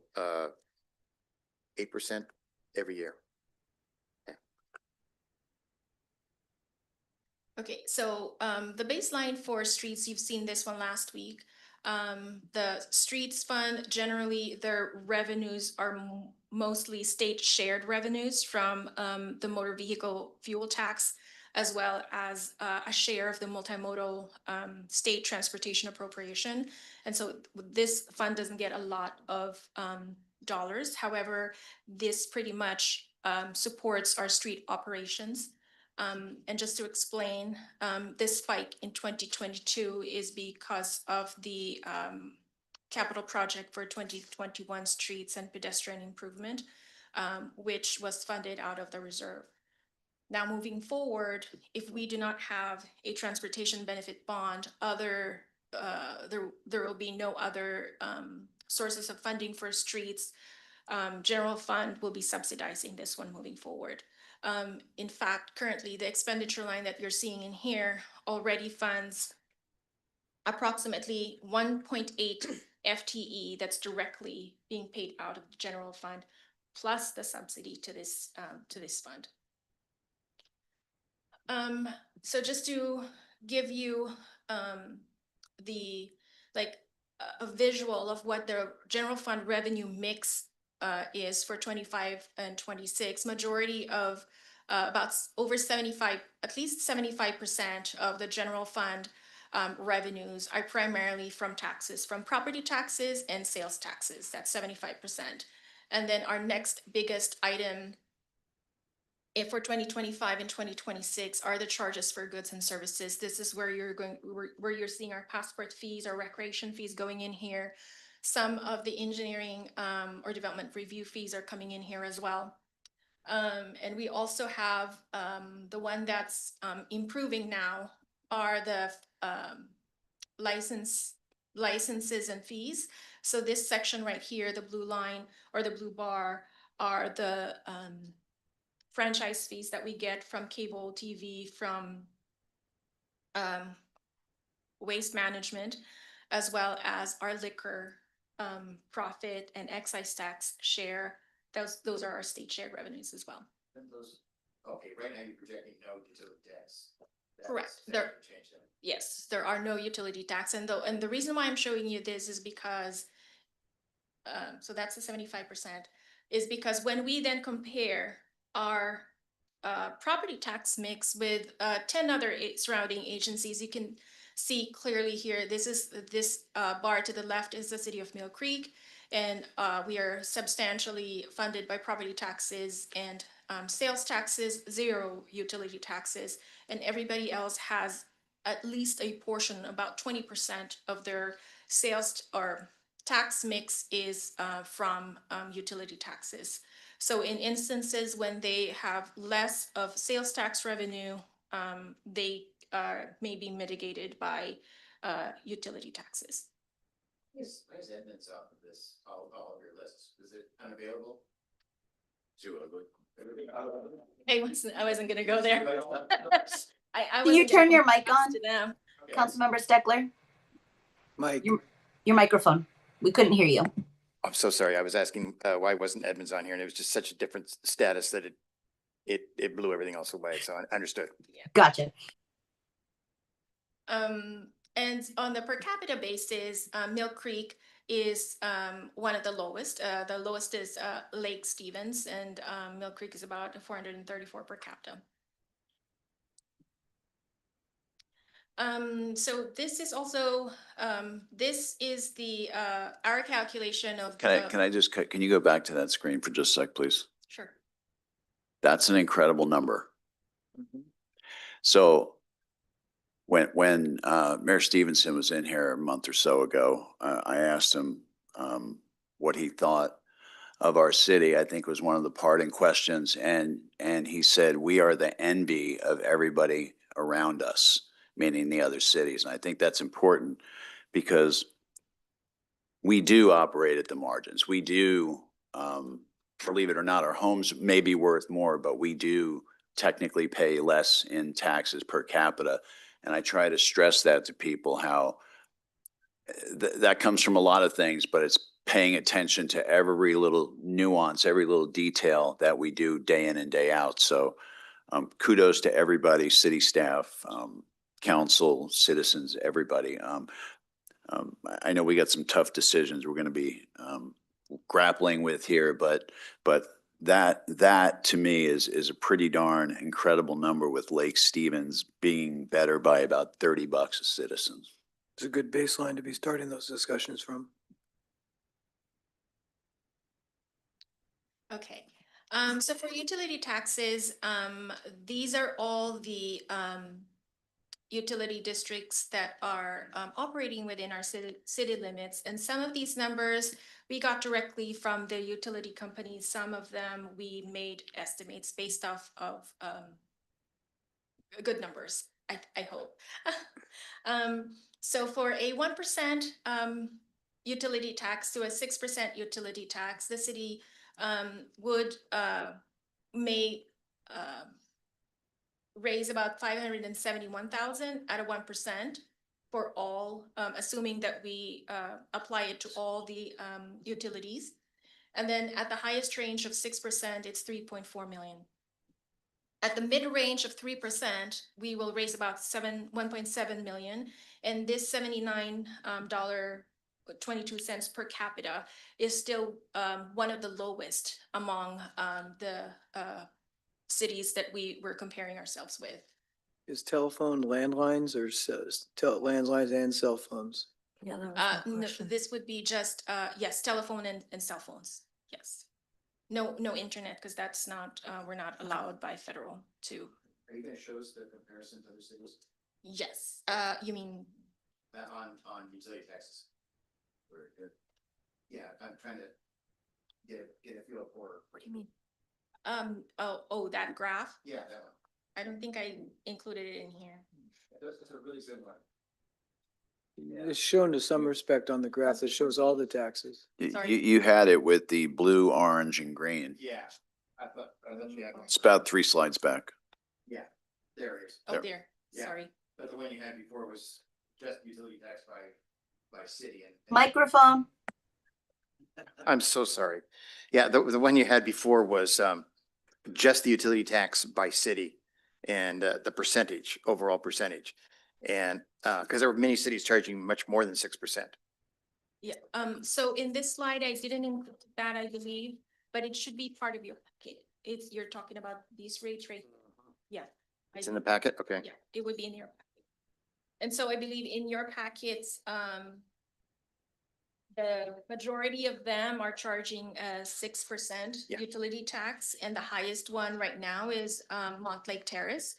Aside from Bothell, Bothell has 11% for their water. But Montlake Terrace, I believe, starting this year, they started to charge 10% for their some of their utility taxes, but they went to the voters for that. I was just going to ask, how did they Yeah. get around the 6% state maximum? Yeah, they had a vote. All right, now for the transportation benefit district, based off of the Department of Licensing data, there are 14,730 vehicles registered with the city of Mill Creek. And we, without voter approval, we are allowed to charge up to $50, but that's graduated. We have to first charge for $20 for the first 24 months, and thereafter we can increase it to $40 for another 24 months before we can charge for $100. If the city decides to do a higher rate, we have to go to up to $100, then we have to get a voter approval for that. At the $20 mark, or $20 per vehicle, the city could raise about $295,000. In year 3 and 4, we could raise about 590,000. On year 5, it's another it'll be $737,000. And then at $100 per vehicle with voter approval, it'll be about 1.5 million. When does that clock start? I mean, when would we have to implement it to begin collecting it? So if if we did it today, would it start on January 1st for vehicle registrations? Or what's the lag time? I have to check with Grant. Okay. And the other question is, so when we talked earlier about what do we normally fund the street, operation and maintenance of the streets out of? I'm sorry, say it again. What do we normally fund our operation and maintenance of our streets out of? The capital goes to capital projects. What's the source of funding for the operation and maintenance? That would be the streets fund, Mayor. No, where's the money coming from that goes into the streets fund? That would be from the state. Is that the MVET or the gas tax? Yes. Okay. So this is, Wait a what- minute, let's fix Come on. hello. Martin's, So this is something where you mentioned earlier that our gas taxes, we promote electric vehicles across the state, has been dropping the gas tax revenues down. Yes. We've had to subsidize the operation and maintenance of the roads from the general fund. So this is something that if we elected to impose it, we could dedicate that or say we're dedicating that to plug that hole so we're not having to subsidize the streets fund. Yes. But if I understand this correctly, it's the lack of gas vehicles and the increase in electric vehicles that is prompting us to consider this tax, which we would tax on all cars or just electric cars? All All cars. cars. Hmm. Hmm. We're spreading the, Hmm. I don't know if I like that. Is there a way to distinguish electric versus combustion or? No. I don't think we're allowed to. That's a. I don't think so. I couldn't, well, I didn't look at the data for DOL, whether they would have a distinction between what type of vehicle it is. But there's only exemptions for if there's like a farm vehicle, those are the only ones that are exempted. Got it. So it would apply then. It would Yeah. apply to them, yes. Because they also use the roads, the streets and roads. Yeah, keep in mind too, with the electric vehicles, they may be paying a little bit more, but they're also twice as heavy as your gas powered cars. So they're having more wear and tear on the roads. All the more reason to distinguish them. It sounds like we're penalizing the. Oh, yeah, you're right. We're penalizing, we're taxing the gas drivers twice. Yeah, Probably a lot more. that Yeah, doesn't sound very I think American. one of the slides shows that there's very few cities that are not, or have not already imposed a car tab fee. Wow. Yes. about I around don't here? have that in my slide, Mayor, but I have it in your packet. Yeah. The only ones that are currently assessing for Transportation Benefit District is Granite Falls, Montlake Terrace, Edmonds, Kenmore are at $40. Everett is at 20, Linwood is at 40. Snohomish County is getting ready to implement it as well. And honestly, this is, we constantly talk about our pristine roads, our medians, our maintenance on these roads, and this is why I propose the districts. And again, you can explain to the voter the increase, and whether it's a fee or a tax, whatever we're going to call it, we can explain that away very easily because, you know, I mean, I would much rather drive on a city in Mill Creek than I would in, let's say, well, I'm not going to insult any city, but I think you know what I mean. How does the transportation district change? I'm not clear how it changes. The taxpayer is paying it one way or the other. How does putting in a district change the funding? I don't understand the Wait, question. I don't know. That's what I'm not understanding. We suggested if we put it in a transportation benefit district, it's a fair way to assess the taxes. Isn't it just a different vehicle for assessing the same taxes? Well, yes and no. I think the comment I made to Ermina was that it's more easily explained to the citizen, the bang for their buck, rather than just saying the cell phone that you're already paying probably $1,000 for and $400 a month. We want to tack on another 6%. I think for no apparent reason. This at least, you know, are the reason you drive on pristine roads and you know, they're striped, they're taken care of, and so's the plumbing underneath. Mayor Pro Tem? Thank you, Mayor. I just wanted to point out too, though, that the reason why we're needing to do this isn't just because of electric cars taking away how much we're getting from gas. It's also because we have so much deferred maintenance that we haven't been taking care of the roads up until now. And now we need the money and the funds in order to take care of those, because that's also part of the problem that this has been building as well. So I just wanted to point that out. Mayor Pro Tem, you're right. The explanation makes a new tax more palatable, if you will, because of necessity. Yeah. For the city. Councilmember Allison? Yeah, we have a structural problem with our funds right now, so we have to look at options. And if I could jump in, that the conversation around utility seems to be what I'm hearing is that it's kind of utility or property or a different mix between the two, because there's a different population between those two, right? We really leaned into property owners, whereas, you know, there's a good chunk of folks in the city that don't own property, but are, you know, served by the community. And utility would be a way to, you know, spread that cost around a little bit. And there's positives and negatives to that, you know, economic and whatnot for each one of those groups, but it would diversify kind of the sharing of taking care of the city. The other thing with utility taxes is it's somewhat recession proof. The sales tax is very volatile to economic downturns because people cut back their spending, but they don't cut back on their utilities. They're still going to use their phones. They're still going to expect to flush the toilets and use water. So it provides some level of stability to the tax base as well. Except for those two houses, yes. I think one of the drawbacks, since I'm appreciating this dialogue, by the way, I think one of the drawbacks to utilities, and I agree with your perspective 100%, there are some that utilize more resources than others, and I hate the term pay their fair share, but they don't. And so that leads into the other metropolitan park district that might even address all of that going forward. So just another lever that we could potentially pull. The So Metropolitan Park, we'll save that for later. Never mind. anyway, thanks. Should I? Yeah. So these were the options that I presented to you earlier.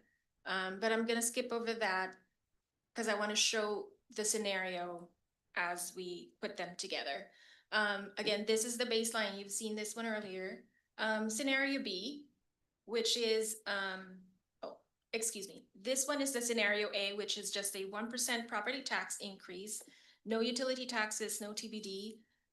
In the short term, we are still going to hit a deficit in 2025. In the long term, we are still going to run into a deficit. The fund balance in this case will still continue to decline and will go below the 3.8 million required reserve by 2028.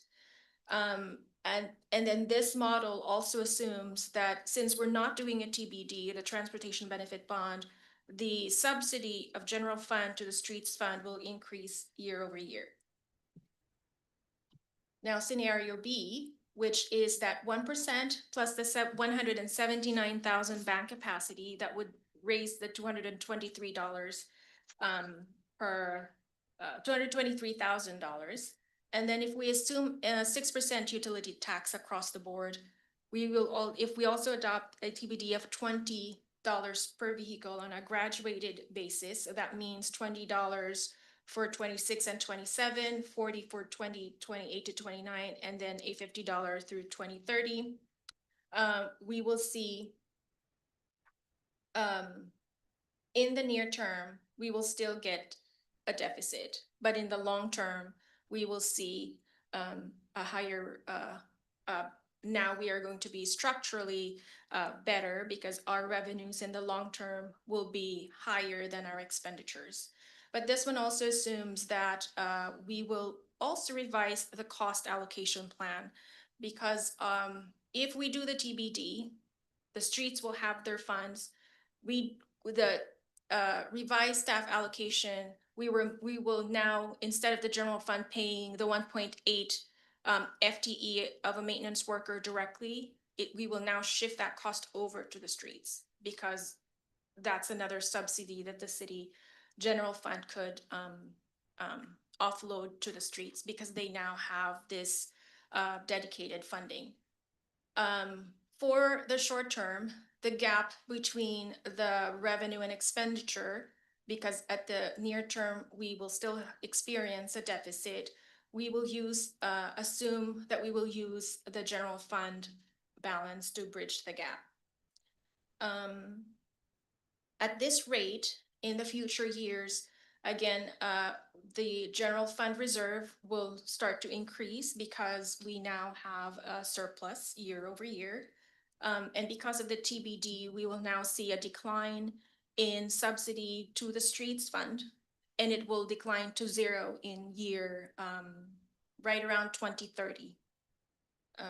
And because we now have new revenue sources, like the utility taxes, the required reserve will increase from 3.8 to 5 million. But this model will really give us a good revenue mix.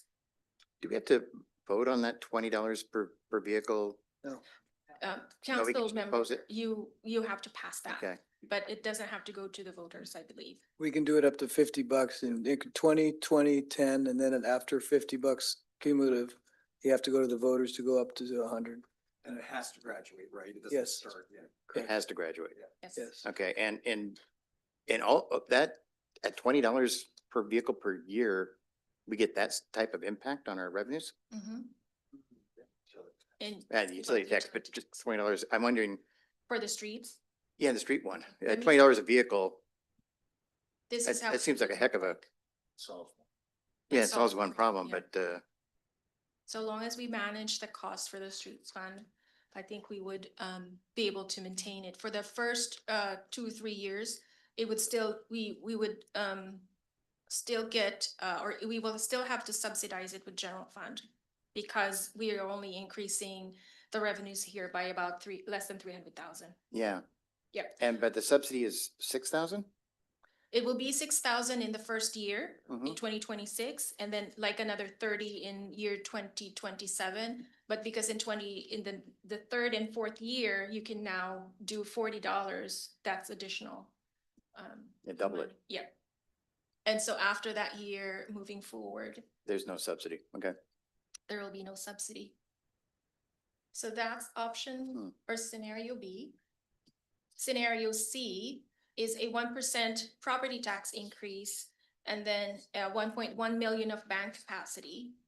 But in this instance, we will do a 3% utility taxes, and we will continue to have the TBD, the citywide fee, and we will still revise the staff cost allocation. In the near term for 2026, we will be equal, so that's a neutral for us. And then from 27 to 28, we will be at a structural surplus.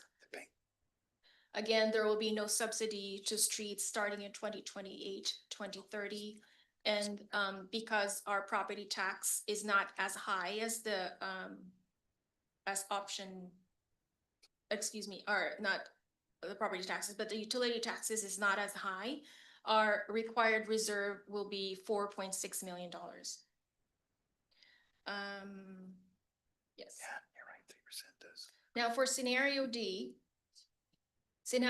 we are assuming that we will have a 1% property taxes plus the 1.5 million bank capacity and no utility taxes. But we will have the TBD. This one in 2026, in the near term, we will be neutral.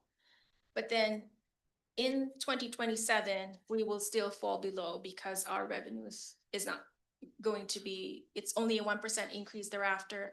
And then unless you do another bank capacity of 654, we will continue to be below. So this is still a deficit to us in the long term. But there will be, if we do the TBD, the subsidy to the streets will will fall off in 2028. And because we will continue to be in a structural deficit in this scenario, the fund balance, instead of it going up, it'll start to decline again. And then at this rate, because we don't have utility taxes, the required reserve will now be 4.3 million. And then scenario E is if we don't do utility taxes and we don't do TBD, and we just do the bank capacity, we will, in the near term, we'll be neutral. In the long term, we will remain to be in structural deficit at this point. Our required reserve, though, will go up to 4.3 million from 3.8. And because there is no subsidy, my apologies, this one right here where I said no street subsidy, that's wrong. Because we don't have TBD, we have to continue to provide subsidy to the streets. Now, also in this model, it limits us or our ability to, because if we're going to use the bank capacity, it limits the city's ability to support debt service in the future if we need to do that for capital projects, because, and if we do it, we have to go to the voters to increase the levy rate. I've shown this before, like if we do the TBD, the scenario for streets fund will improved a lot from the red line being up here and the revenue line being down here. They're now going to be more consistent or equal to each other until year 3 to 4, where it's going to spike up in a better position in the revenue. And this table is the summary of all the 5 options, the assumptions that I've described to you earlier. What is the near-term impact?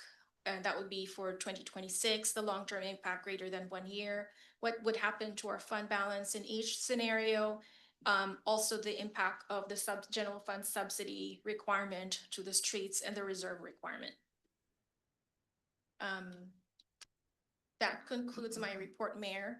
For the next steps, staff is requesting direction on what additional information you would require from us moving forward. Could you take the screen down so we can see who's online? Is Grant on the call today? Yeah, looks like it is. Is Grant, one question I had asked of Martin is, I mean, this is certainly a comprehensive analysis of options we have, but is it worthwhile for us to consult with a municipal finance attorney to have him look at our situation and advise? I don't, we have no debt. Is our general obligation bonds that are funded by using bank capacity something worth considering? Are there other options that those of us in the room just don't have the level of expertise that might be worthwhile? Well, it certainly could, it never hurts to get other opinions, but I think what staff has identified as a structural deficit that at some point isn't likely to be, it's not a temporary deficit where you could borrow against it and then have the have future years bringing additional revenue sources in. It's at least it's unlikely given the size of the structural deficit going forward. So I'm not sure that that's that they're going to be able to come up with a solution that's different, but certainly doesn't hurt to ask. If I hear you correctly, you're saying there might be other options for Band-Aids, but not a municipal finance option that's a long-term solution?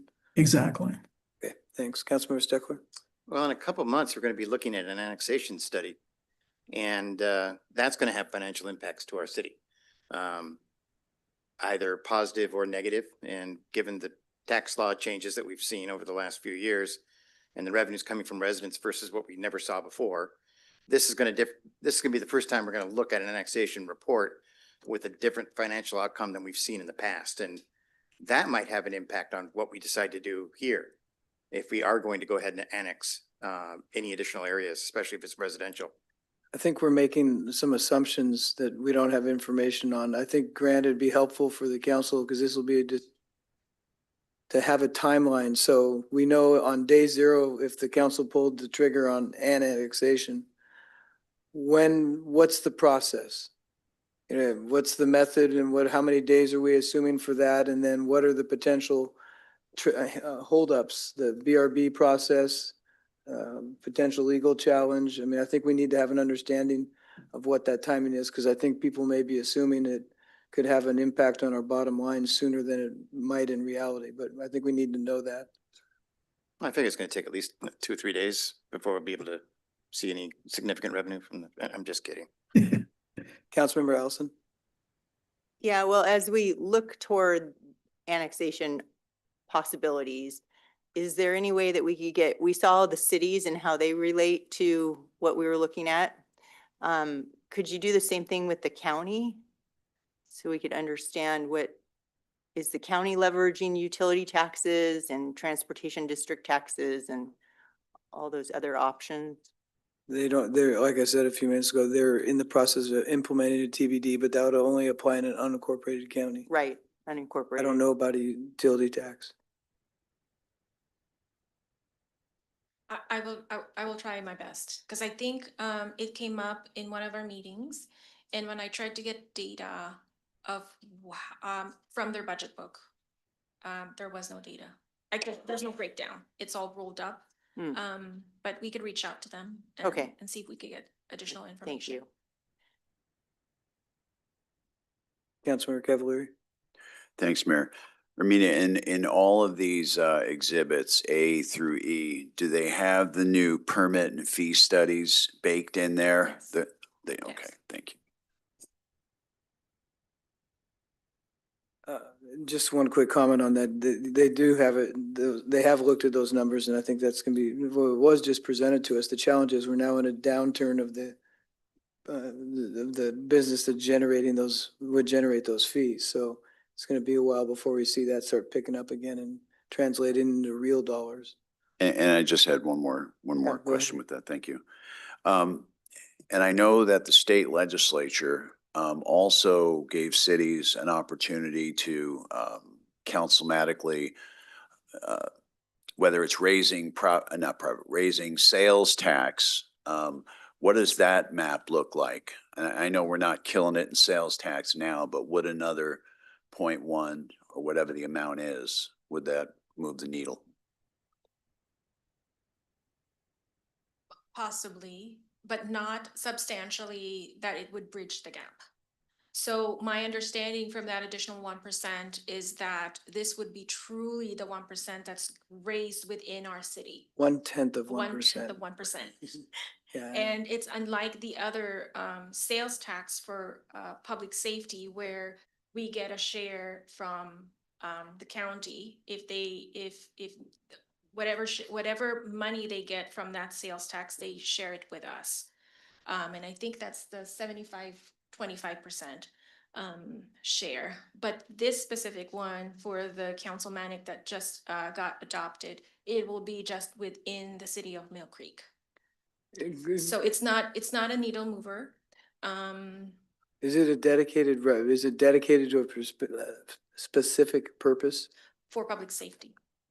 So So- it could fund, so technically, if it raises, Mayor, like a $40,000, it'll be in general fund, because general fund pays for public safety. Grant, do we have any statutory authority just to generally raise sales tax, or is it just a matter where we have specific authority to raise it for a specific purpose? So we end up freeing up dollars that otherwise would be spent from the general fund. It's on the some- latter. It's the latter, Mayor. Thanks. Councilmember Steckler. So without choosing A, B, C, or D, just for the council and my own opinion, I see we're really locked into, I think, two solutions. One, we have a short-term need, and the best way to get to the short-term need is using an allocation of bank capacity. So that could get us there and get us the dollars we need, relatively next year right away. But the other one, more long-term solution, because I don't see that as a long-term solution at all, but the more long-term solution is all the other cities around us, with very, very few exceptions, if I can find any at all, have found that they need to utilize a utility tax in order to provide financial viability and stability to their cities. And in fact, many of them impose a significant utility tax and still are having significant problems. So I think there is a solution here for us in increasing short-term utilizing the bank capacity and long-term some form of utility tax, either somewhere between 3 to 6%. And, what I see the average being 6% and many using more than that, it's kind of like when you impose something, do you want to impose half of it now and the other half next year and then half next year, or just say, rip the Band-Aid off and say, this is what it's going to be going forward. And narrow, we talk about it again. I think a 6% makes sense because other cities have learned that that's what they need. So I would support and encourage us to consider a property tax, a bank capacity utilization short-term and a long-term utility tax implementation. Councilmember Paddock. First of all, great, as usual, great report, and the options, I think, showing us the levers is really, really helpful. On scenario B, would it be possible to see scenario B, maybe a B1, where the utility tax is 3%?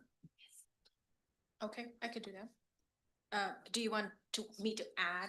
So you're going to look at 6 options, or do you want to drop one of the options or replace one of the options? I will just speak for myself. I'd like to see what that looks like. I don't know if it would replace one for anyone else, but So you wanted this, but with a 3% utility tax? yes. Okay. Scenario B, yeah. Yes. No, sorry. B is where property tax is 179. Yeah, I was wondering the same thing. I was gonna ask the same question. Yeah, I'm not going to speak to any of the options tonight. I'll make a couple general comments of things that occurred to me. And just picking up a little bit on what Councilmember Cavalieri said is I think we need to pat ourselves on the back as a city, as a council, as staff, because we haven't kept the eye on the ball. And when we talked about this a year ago, remember when the county was looking at raising taxes, people came unglued in the county because there was other things they could cut because they were programs that they had started that maybe they shouldn't have started, but then they're faced with having to make tough decisions. I mean, look at what we provide: parks, police, surface water, and roads. And although some of us may quibble about some of the positions within the total number of FTEs, the size of our government has not grown significantly over the past 15 years. And it suddenly dawned on me, this is like the fire contract. We did such a good job negotiating the fire contract with the fire district. It finally caught up to us where the costs kept going up and up and up. And that's kind of the same situation I think we find ourselves in now. We've done a good job of managing the finances, but that expense line is going up faster than the revenue line, and we can't keep them apart. So the good news, again, as Councilmember Cavalieri pointed out, is our baseline is we have been good stewards. So the starting point we're starting from is very low in terms of an overall tax burden for our residents. We're second lowest. Was that what we were on that chart? So that's the silver lining of some tough decisions that we have ahead of us. But again, the purpose of tonight, I think the direction they're looking for is any additional information that hasn't been already identified by Councilmember Paddock that people think they need for our upcoming discussions in the coming weeks. Just real quick, Mayor, I would like to see the impact of the sales tax opportunities that the state's provided and perhaps the county as well. You just My want hands to up. number one again. Mayor Holtzclaw, Yes. my hand is up. Oh, I'm sorry. I didn't see you. Councilmember Duque. Don't worry about it. I appreciate this a lot, and I was, as I reviewed this information before with the council direction on revenue options, that it's I would just say I don't think we should be looking into option E. I don't think any additional work is needed as we're going through it, and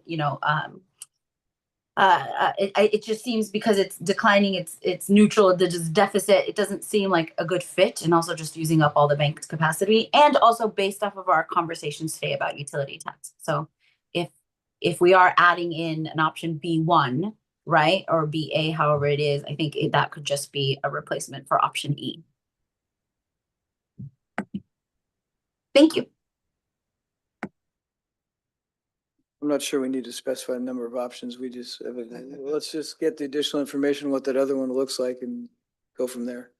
So keep the. No, just add a 6. Let's just add another line of what it looks like. Okay. And I also agree with Councilmember Cavallari. Sorry, I just spoke out of turn. That's fine. I agree with Councilmember Cavallari. I'd like to see the impact that if we were to implement the public safety sales tax, how that would actually implement or affect the general fund by helping fund the police. Will do. And would you like to, would you like to see that in combination with which of the current options right now? Well, if we had the gross number, we can kind of figure out by adding it in, can't we? Yeah. Councilmember Steckler. I'd like to see some additional information. I'd like to see, just for our own information, the effective annexation as example. We've talked about this in finance, annexation of 5,000 residents. The impact, the sales tax revenue impact from 5,000 residents with a projected cost against that for increased fire, increased police, and what would be a projected net delivery. And now obviously you brought it up now, Mayor, that, okay, whatever that amount is, what's the estimated turnaround for annexation implementation? I don't think we're gonna have the ability to get that. We are still waiting for a consultant. I believe she's gonna be ready December 9th. And we've done everything in different sections of the MUGA. So I don't know that we're gonna be able to break it down because it's gonna change depending on where you annex. Well, we know what 5,000 residents within the current Milk Creek city limits would produce in sales tax revenue, right? We could do something like Yeah. that, yeah. Yeah, but give us that. Give us the current based on the current count that we have. And that's the net number also of sales tax revenue, which I like. That's the net impact that we'd get from 5,000 residents. And then you can add a projected cost and, you know, if we did that, what would police need? What would fire need, if anything? I assume they would. And that would, the annexation would also impact your property taxes. Yeah. Okay. So are So, you, yeah, you're looking add that for as well. as well, right? Add that as well. And just, you know, it would, I think everybody in council, I'd like them to see what is the impact. I know, and also I would like to have a good point estimated ETA for that. I mean, if we, let's say we decided we wanted to do an annexation and we wanted to pull a lever, what are we looking at? Are we looking at 2 months, 2 years, 20 years? How long would it take? Just understand the limitation. We're not going to be able to carve out an annexation by population. Not going to be able to draw a boundary that'll pass muster under state law that is based on 5,000 people because you'll end up with a boundary No, that's. no, I'm not proposing that. I'm only proposing that as an example of what kind of income could we get from an Just try to annexation. see the impact. Yeah, I just want to see the impact. I mean, I know there's a different example of when we actually do a real annexation. It's not based on residents, it's based on, you know, Okay. property lines. So Mayor Pro Tem. Oh, were you done, John? I'm done. Thank you, Mayor. My question is, I guess I'm questioning if we're going to try to pull in this data on annexation, but we don't have the full study and the data on how much it's gonna cost for those sections. Because I think if we come in and we're saying we're gonna bring in so much revenue, but yet we don't know how much cost we're gonna be spending, then I guess I'm struggling to see how we're gonna be able to make a decision with. I asked them to add a projected cost. Just now. If I could add something too, just keep in mind that the city boundary isn't really a determining factor on where people shop or spend their money. And that the populations are essentially fixed based on your city boundaries, right? So even if you were to annex 5,000, that doesn't necessarily mean those 5,000 people are gonna be less likely or more likely to spend money in Mill Creek. It's just, I'm just saying that there's probably not a significant correlation. I'm just generally a sales tax. With sales tax. I'm looking for home delivery sales Yeah, you're tax talking revenue, point. so it wouldn't matter where they are, yeah. So think Amazon and. Any other requests for information that people would feel helpful for further discussions? Okay, seeing none, I think we've given you as much direction as we can tonight. Thank you, Mayor. Thank you for presentations. Okay, that brings us to our consent agenda. Item 11J, resolution related to Park and Recreation Board bylaws. These were previously presented and the proposed bylaws are in the packet. Item K is approval of checks number 69377 through 69427 and ACH wire transfers in the amount of $383,677.87. The audit committee was Councilmember Duque and myself. Any exceptions? No exceptions. No exceptions. I'm sorry, I couldn't find the. And I had unmute. no exceptions either. Item L is payroll and benefit ACH payments in the amount of $689,103.13. Any exceptions? No exceptions. No exceptions here. And item M, city council meeting minutes of September 2nd, 2025. Do we have a motion to approve the consent agenda? So moved. Second. All those in favor of approving the consent agenda, please say aye. Aye. Any opposed? Any abstentions? Consent agenda is approved unanimously. Reports. City manager. Thank you, Mayor. The first report I was going to report on a change to the strategic retreat, so for 6 of you, it's not going to change. It's at the end of January, the last 2 weeks. So just keep that in mind. Second report, tomorrow I'll be attending the Ballard Spar Labor and Employment Seminar. Deputy City Manager, Finance Director, and HR Director will be attending as well. And we'll give it an update next week on the results of that. Want to congratulate our Public Works Department, specifically our Public Works Maintenance Operations Manager, Keegan. He's out actually going to a conference in Yakima, Public Works. It's an American Public Works Association conference with part of his team. So he's not here to report on this, but recently we had a WCIA audit, a Public Works audit, and we got through that clean, free, no findings. So congratulations to Public Works on that. I was going to update on the per Councilmember Allison's request on the on street vendors, specifically the taco stand that we've seen up here, and I'm gonna let our Director of Community Development comment on that because he has some other reports to make as well. So. Okay, thank you, City Manager. So good evening, Council, good evening, Mayor. So for code enforcement updates, as City Manager mentioned, we were able to, we worked with staff and coordinated with our partners in police, and we created a letter that was in bilingual, and we distributed the letter to the property, to the business proprietor of the taco stand, notified them of, what are the regulations required for operating a business within our permit, and informed them that their current operating place was not within our regulations. And it was just noted, it's educational in nature of trying to provide a pathway to compliance. So that, anyways, so police delivered the letter, and I think my microphone is cut. Okay, so our partners in police delivered the letter, and so we're working with continued enforcement monitoring with the taco stand. The other code As the property owner, are they in the right of way or are they on private property? In some instances, they've been in the right of way. So we would have the ability to get them off the right of way if they don't have a street use permit, wouldn't we? Yes. Correct. I believe so. Okay. Yeah, that is what our letter wrote. Yeah. Okay. Question is, if they're on private property Has the property owner consented? and the property owner consents, we can't kick them out. Correct. There Let are it- other considerations in play in terms of health permits and fire permits and stuff like that. But for the most part, under the current city code, if you are zoned for restaurant uses and it's private property and someone were to set up a food truck, that's copacetic. But there are other permit requirements that are involved for private property events, operating food services like that. But that's just kind of the other piece of the complex case when it comes to how do we handle the taco stands, and that's something that a lot of cities are dealing with, how to handle. Have we considered implementing an ordinance against pop-up food stands? We've not talked about it, I'm sure, probably. I think that's something we or you will be looking at in the coming months in the context also of the public nuisance issue that came up with that residents in the north part of town. So Yeah, I think that's something we need to look at. it's something I'd like to have us discuss because we've done it in the past. We've created ordinances against certain types of businesses in Mill Creek.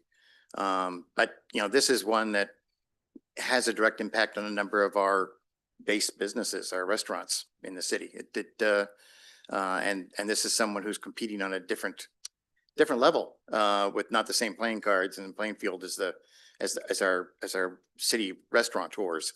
So I think it's something we might want to talk as a council, and we may want to look at creating an ordinance against them.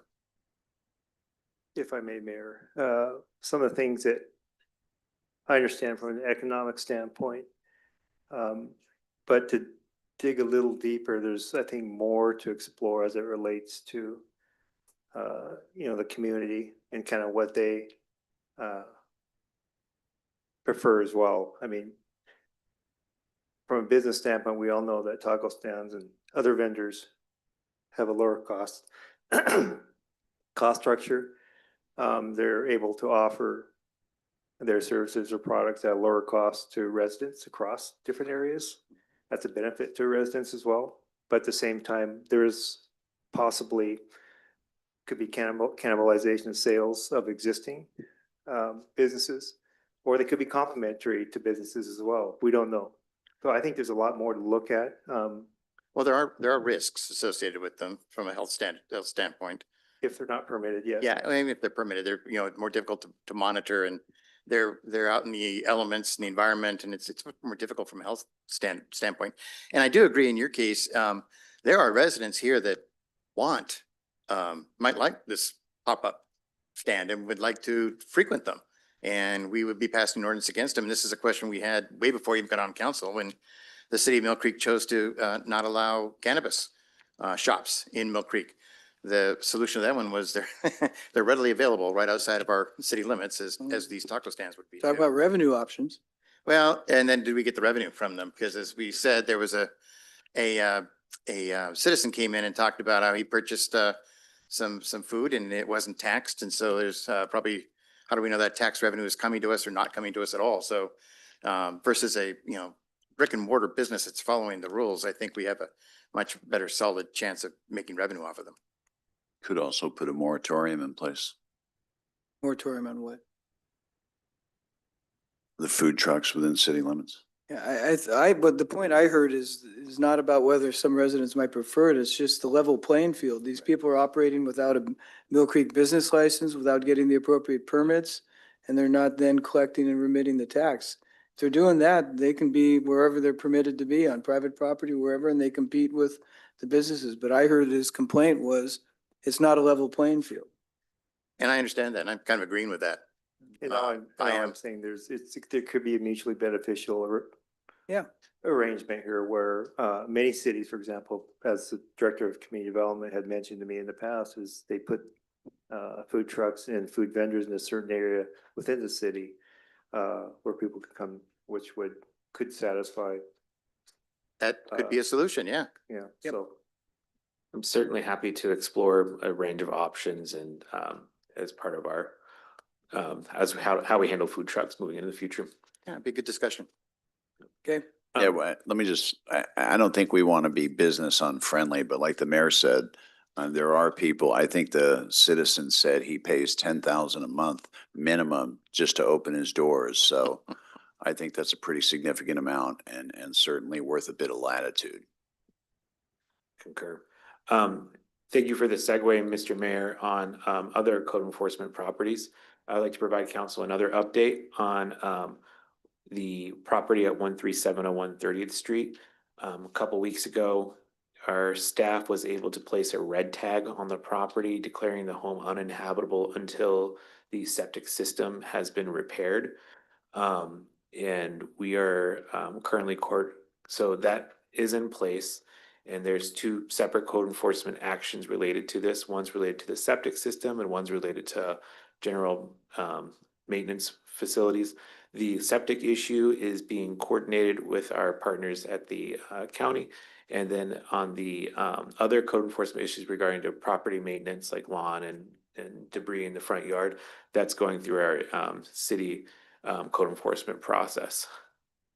It's my understanding that his date came and went as far as the red tag. He could not habitate the property, and that's since come and gone. Is he still there? I'm not sure if he's still there at this time. The effective date for the red tag, for the effective date for him being able to dwell at that residence was the day that we placed the red tag. What you might be referring to is the appeal date. He had an opportunity to appeal. That date expired on the 13th. And so he did not file an appeal. So now we're past the appeal process. He was also part of the regulatory order was he had until October 10th to make necessary repairs. We've also crossed that threshold. But again, I just wanted to inform council that we're proceeding into the code enforcement process and that we are continued engaged to it, try to get remediation for the specific property. And, go ahead. I'm sorry, Mayor. Just so everybody's clear, when a house is red tagged, that means it's uninhabitable. So if the resident remains in an uninhabitable home, what's the city's responsibility and what's the city's next steps? So when a property is red tagged, it doesn't necessarily mean it's uninhabitable. That just means that there's a direct kind of regulatory, an immediate stop. Sometimes a red tag can be a stop work order. It can be many things. In this particular instance, we declared it as unlivable. What this means is that unless the property owner is accessing the property to make necessary repairs, or to say access things required for living in another location. And then as long as he's coordinating with partners in law enforcement, then it's up to law enforcement to determine what constitutes a violation of that order. So Chief, what's the actionable offenses then? All right, we're down the track. He's passed his appeals. His house is red tagged and he's still living there and the septic's still jacked up. Well, let me address that because I don't think it's a criminal issue. So remember, this is the second order the county has issued. Our red tagging is based upon the failing septic violating the health code is a violation of the building code. So our basis is kind of secondary. The primary authority is the county health department. So they have referred this to the PA's office, which they did in 2023 with the prior order, and the PA's office never took steps. So I had a conversation at city attorney's suggestion with Jared that we expect under the circumstances them to institute the civil action against this guy to get an order compelling him to fix the property and also get them to declare it a public nuisance under state law to give us more teeth to get him out of there and get this property issue addressed. So Jared was fully on board with believing that this should be something the county should be taking the lead on their nickel, not us. So that's the avenue that we're trying to work right now. And just one last thing on that, just because I've been in contact with some of the homeowners. One last thing. So is condemnation a possibility as far as the city is concerned? That would be a legal path that we'd have to explore with the city attorney. That is a pretty long, complicated process. Before I ask Grant to chime in briefly on that, can we have a motion to extend the regular meeting to 8:45, please? So moved. Second. All those in favor of the motion, please say aye. Aye. Aye. Any opposed? Any abstentions? Grant, did you have any quick thoughts on the use of condemnation authority for this situation? Well, our pathway would be to go to court and begin an abatement proceeding to abate the nuisance. And it could be more likely that we would have to get authority that it be declared a public nuisance that we could take immediate steps to abate the nuisance and lien the property for that purpose. And ultimately, if we weren't repaid, we could take action to collect on that and to enforce the liens that we have. There may be, and I'm going to say may because there may be other options. If the property owner remains in the property and remains there living, there may be other ways to address that. One is potentially trespassing him out of the property. So that is something we'll have to evaluate separately. I think that's where I was going with the, once it's red tagged, the peels have expired, the septic tank is still not repaired. That's why I was directing it to the chief. Is this a trespass issue? Is this an opportunity for us to move? So we have had several contacts with the homeowner there. He is currently not residing at the residence. He has made requests for times to stop by the location to check on different things that are happening at with the home. We have been out there with him to make sure that he's not residing there and that he's following the order from Public Works and the Planning Commission, or I'm sorry, the Planning Department. And there has been an instance where he has been asked to leave. And we are in discussions with the prosecuting attorney's office regarding that incident, and we're getting an opinion from them before we move forward to the filing of the case. And the dogs have been removed from the property. I was just going to say that. Thank you, Mayor. I have more reports. I'm sorry, Yep, council. that's fine. On a good note, that's exciting. The DRCC, the request for qualifications period has closed on October 13th at 5 p.m. We received about 8 proposals, and we're encouraged by the high level of interest in this project. All materials have been distributed to our selection committee, and we will be reviewing and scoring the proposals prior to, and if necessary, we'll be interviewing them as well. We anticipate entering negotiations with the preferred consultant by early to mid-November. And then the final, I would just like to make a PSA to everyone who may still be listening. We are still receiving EIS scoping comments for the Southtown Center master plan. The comment period remains open for several weeks. The last day to comment for the EIS scoping is October 28th. As a friendly reminder, you can submit comments via our website, millcreekwad.gov/st by email. Oh my gosh, this thing is killing me. Or by emailing Justin Horn, which is justin.horn@millcreekwad.gov, or by mailing it to us. You can mail it to Justin Horn at City Hall, 15720 Main Street. Thank you. That completes my reports. Can we make sure to add new microphones to the city employees in the 26-27 budget? If we raise the utility tax. Any other Jody, report on upcoming events. Yeah, don't use those. Come up here.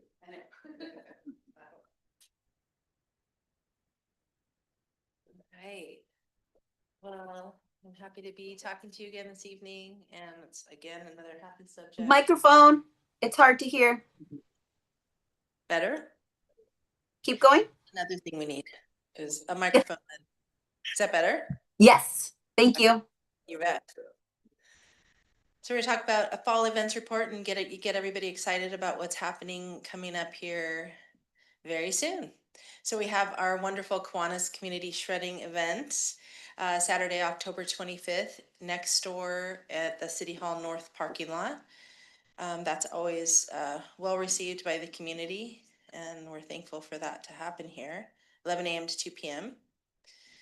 Then we move on to Trunk or Treat on Main, Friday, October 31st, 6 to 8 p.m. Same area as last year. So basically from Cold Stone to John L. Scott. And we take up the plaza area that's in front of the jewelry source area. It's fantastic. It gives a really fun atmosphere. We already are full with about 40 entries. So we're excited about that. And there'll be some fun events happening. I think John L. Scott's going to do their haunted house again this year, so we're excited. And it's a great event. It's a Friday night this year, so we're expecting tremendous crowds. So come and join us. And then something new we have this year, this is the second WM Recycle event that we've done in collaboration with WM. This one, they are having just textiles and electronics. and that's Saturday, November 8th at Mill Creek Elementary. Then on to our Veterans Day ceremony, which you heard all about, ceremony and parade, which you heard all about. We're excited to have, again, Starbucks coffee, Nothing But Cakes, and Dick's Burgers back this year. Something new that we're talking about this year is that everyone can come enjoy the Dick's Burgers. They'll be in the parking lot. They'll have a van in the parking lot after the parade, and it is free burgers for all veterans. If you know a veteran, bring them out. And then also the public can purchase burgers. So that was a little bit up in the air last year. We weren't sure how that was going to happen. So everybody can go and enjoy it, but it's free for veterans. So if you know a veteran, grab them by the hand and bring them over. And this is new, and we're so excited about this, and this is super touching to me. We wanted to figure out a way to get to invite more veterans to be a part of this event. And we brainstormed and thought a lot about it. And Barb has done a lot of work with the schools and for over the years for Veterans Day, and in having them do drawings and letters for veterans, and that's always super sweet and very, very generous of them. But we wanted those kids to actually come out and maybe bring a veteran with them. So we did a campaign, and we sent this out to, just recently sent this out to 11 schools through Peach Jar in Mill Creek. And it's a letter.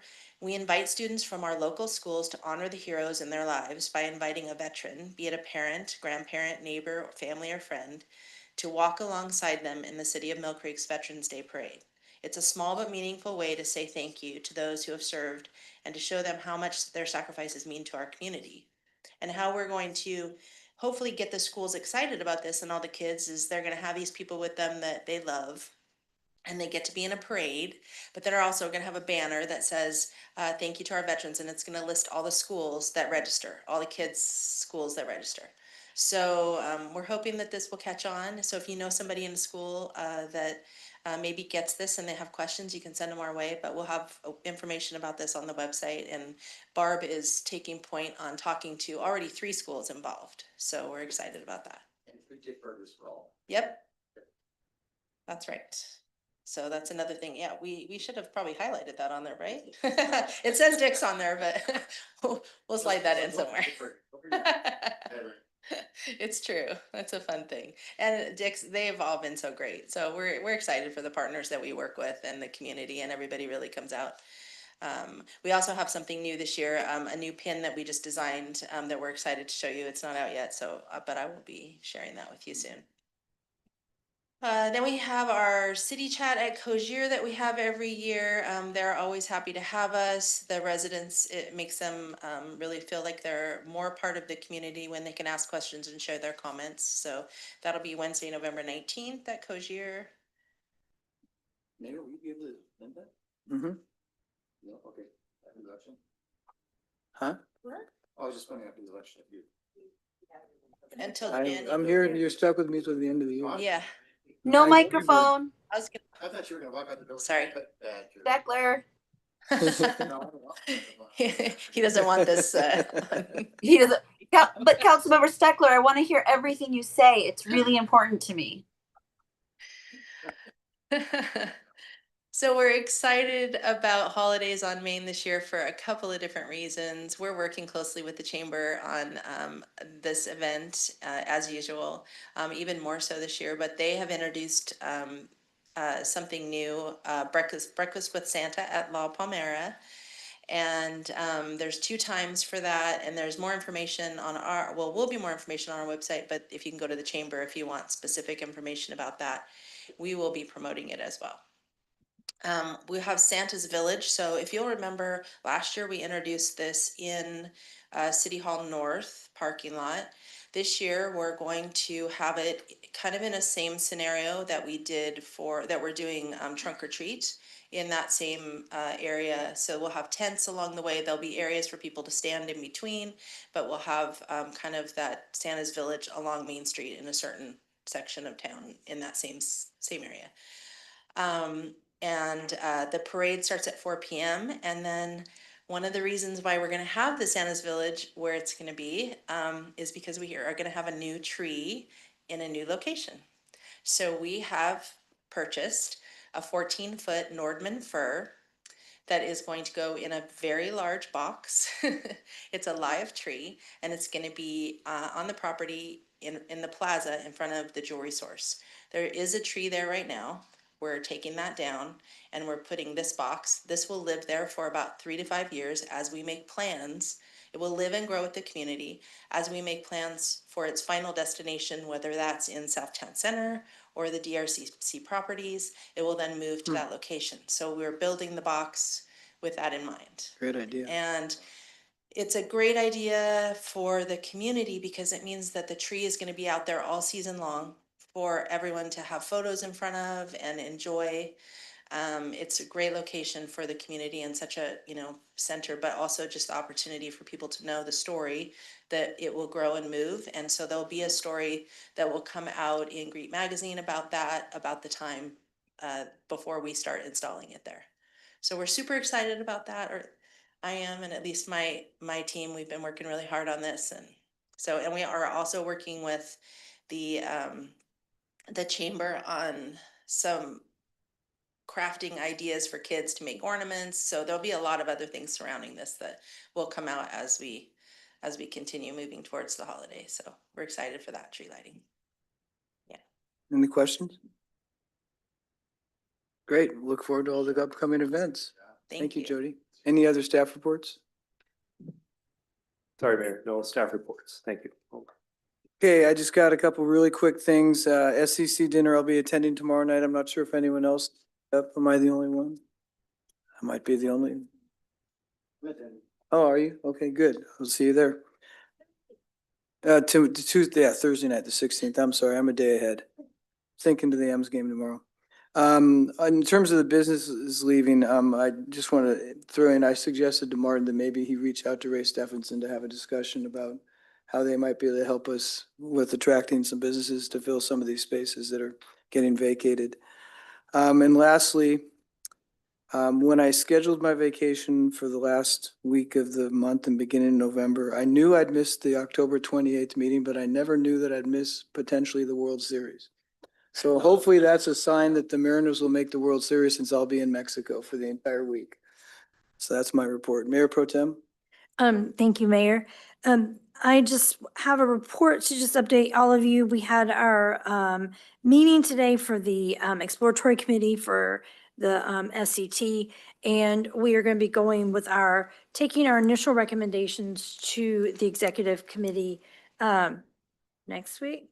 And so after all this research, what we are recommending is that we have a subcommittee that's added to SCT for housing that pulls in the different players of housing so that they can all come together and collaborate and get back with SCT to make sure that we have that information out. And also economic development. We're recommending that different players that are necessary from the cities come together and create a subcommittee for economic development under SCT as well. And we're also recommending some changes with how they handle transportation with ICC as well. And so there should be an email sent out to everyone. I think hopefully you guys all got the new newsletter. That was something that we were starting to do, is to send out information to everyone, all city council members, because we want to make sure everybody's in the loop. And that was one of the things we had recommended.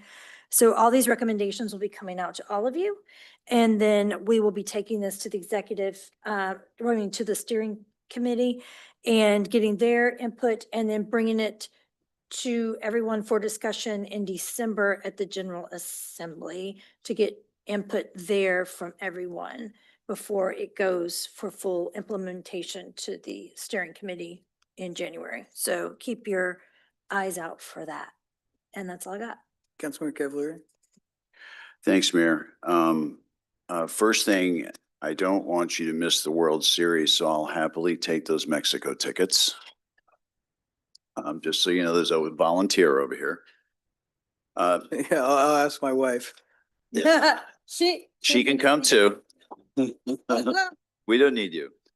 No, seriously, just a couple things. And this time of year, there's always this kind of knot in our stomachs or this angst when it comes to taxation and operating levels and the margins and all of that. And so, there's a great discussion here tonight.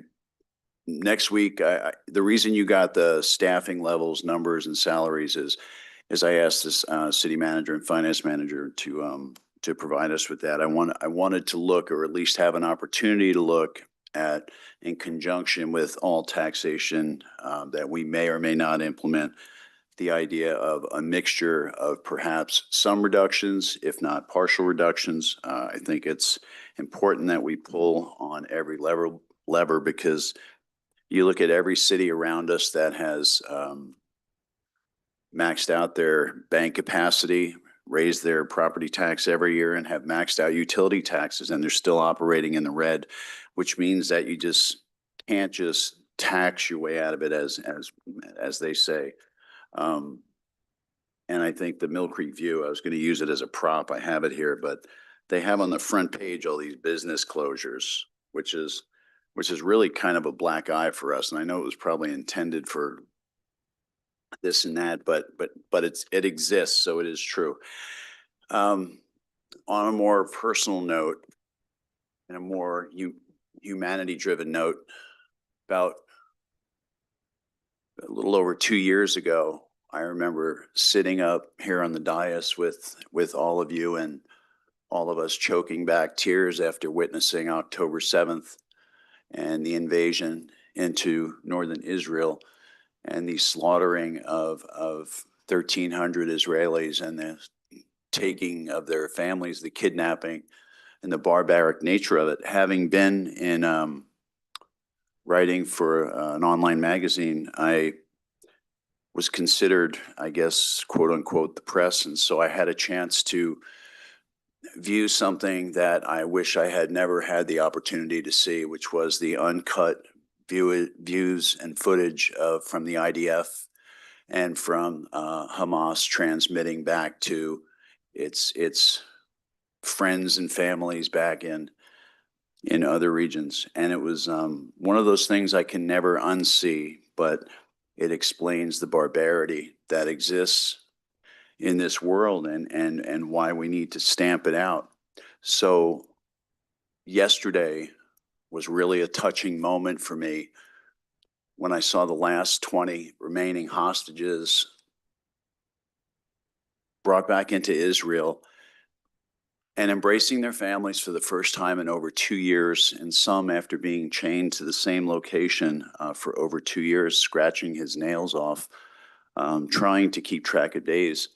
And it was as if Lazarus has been risen from the dead again, watching some of these reunions. And in all we do here, whether it's taxation, whether it's city services, we can never lose the importance of the humanity of those around us and those in other countries. And I, for one, I'm eternally grateful that they're back with their families, but we can never forget the barbaric nature perpetrated on the Israeli people on October 7th. And I wish them all Godspeed. I know it's going to be a rough road ahead for them. That's it, Mayor. Thanks. Could we have a motion to extend the regular meeting till 8:55, please? So moved. Second. All those in favor of the motion, please say aye. Aye. Any opposed? Any abstentions? The meeting is extended at 8:42 until 8:55. Councilmember Steckler, 4 very quick things. have a motion to extend till 9:30, please? Yeah.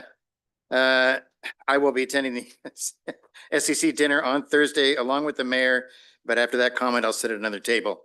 Number 2, next week I will be attending the Mill Creek Chamber Election Forum. I believe that's on Tuesday. I don't have my calendar here in front of me. I'm sure Councilmember Takei can give us some more information on it, but that's for all officials, even those running unopposed. They asked if we would please come and speak and answer questions. So I'm hoping that's going to be well attended, and I hope the other people running, other candidates all attend as well. Number 3, I was so happy with Director Ryan's update on DRCC. I was going to ask that maybe we could next week get an update on the Veterans Memorial Monument facelift. Just give us an idea. I doubt it'll be ready for this year's Veterans Day affair, but could you maybe get some idea of where and when will we expect some action on that and the money that has been allocated for it? And then finally, thank you to Jody in the marketing report. I was just going to mention when the Kiwanis Club did a Zoom Santa thing during COVID, they were given a empty storefront in one of the retail strips.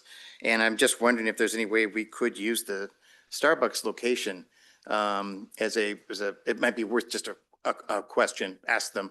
It'd be goodwill to the community to have them let us use it for Santa's, maybe some Santa photos, your event idea, rather than tents, a nice warm place to go, because that can get pretty cold out there in the cold hard world.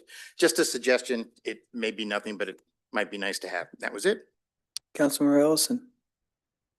Yeah, just a thank you for the report on the house in the neighborhood on 30th.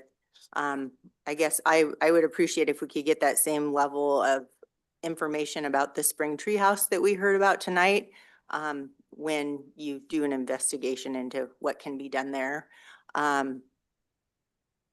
And let's see, I just really want to say I appreciate all the reports, and I think that's about it. Thanks. That's all. Councilmember Duque. No report. Councilmember Paddock. Just one thing, actually, this combination of things. So last week I had talked about the Edmonds sessions, the 3 Edmonds sessions around their operational deficit that, they've sustained over the years and whatnot. It's just such a juxtaposition to what we just walked through. And I think I mentioned this last week as well, and I'm sorry to be redundant, but just the fact that, as Councilmember Cavallari had mentioned, that one of the mayors had come in and talked about our being the envy of the neighborhood, if you will, because of the situation that is very, very important to us, that we really, really want to make sure that we stay ahead of. But in comparison to what some of the other cities are doing, it's a blessing that we have this leverage to be able to address this situation without just the dire consequences that these other cities are going through. And I did see the information in the publication that was mentioned, and you would think from some of those discussions that we were in Edmonds. And the reality is that we're so far from that because of what the staff has done and frankly what this body has done over many years before I was on, that has kept us in an area where we do have options, we do have leverage, and we do have an ability to have a sustained city that lives up to its mission, values, and vision. And that's a good place to be. That's a really good place to be, as hard as it will be to decide how we want to make sure we keep it that way. So good on us. Is that it?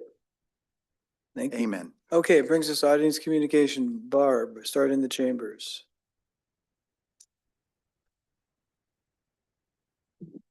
Barb Heidel, Mill Creek, Washington.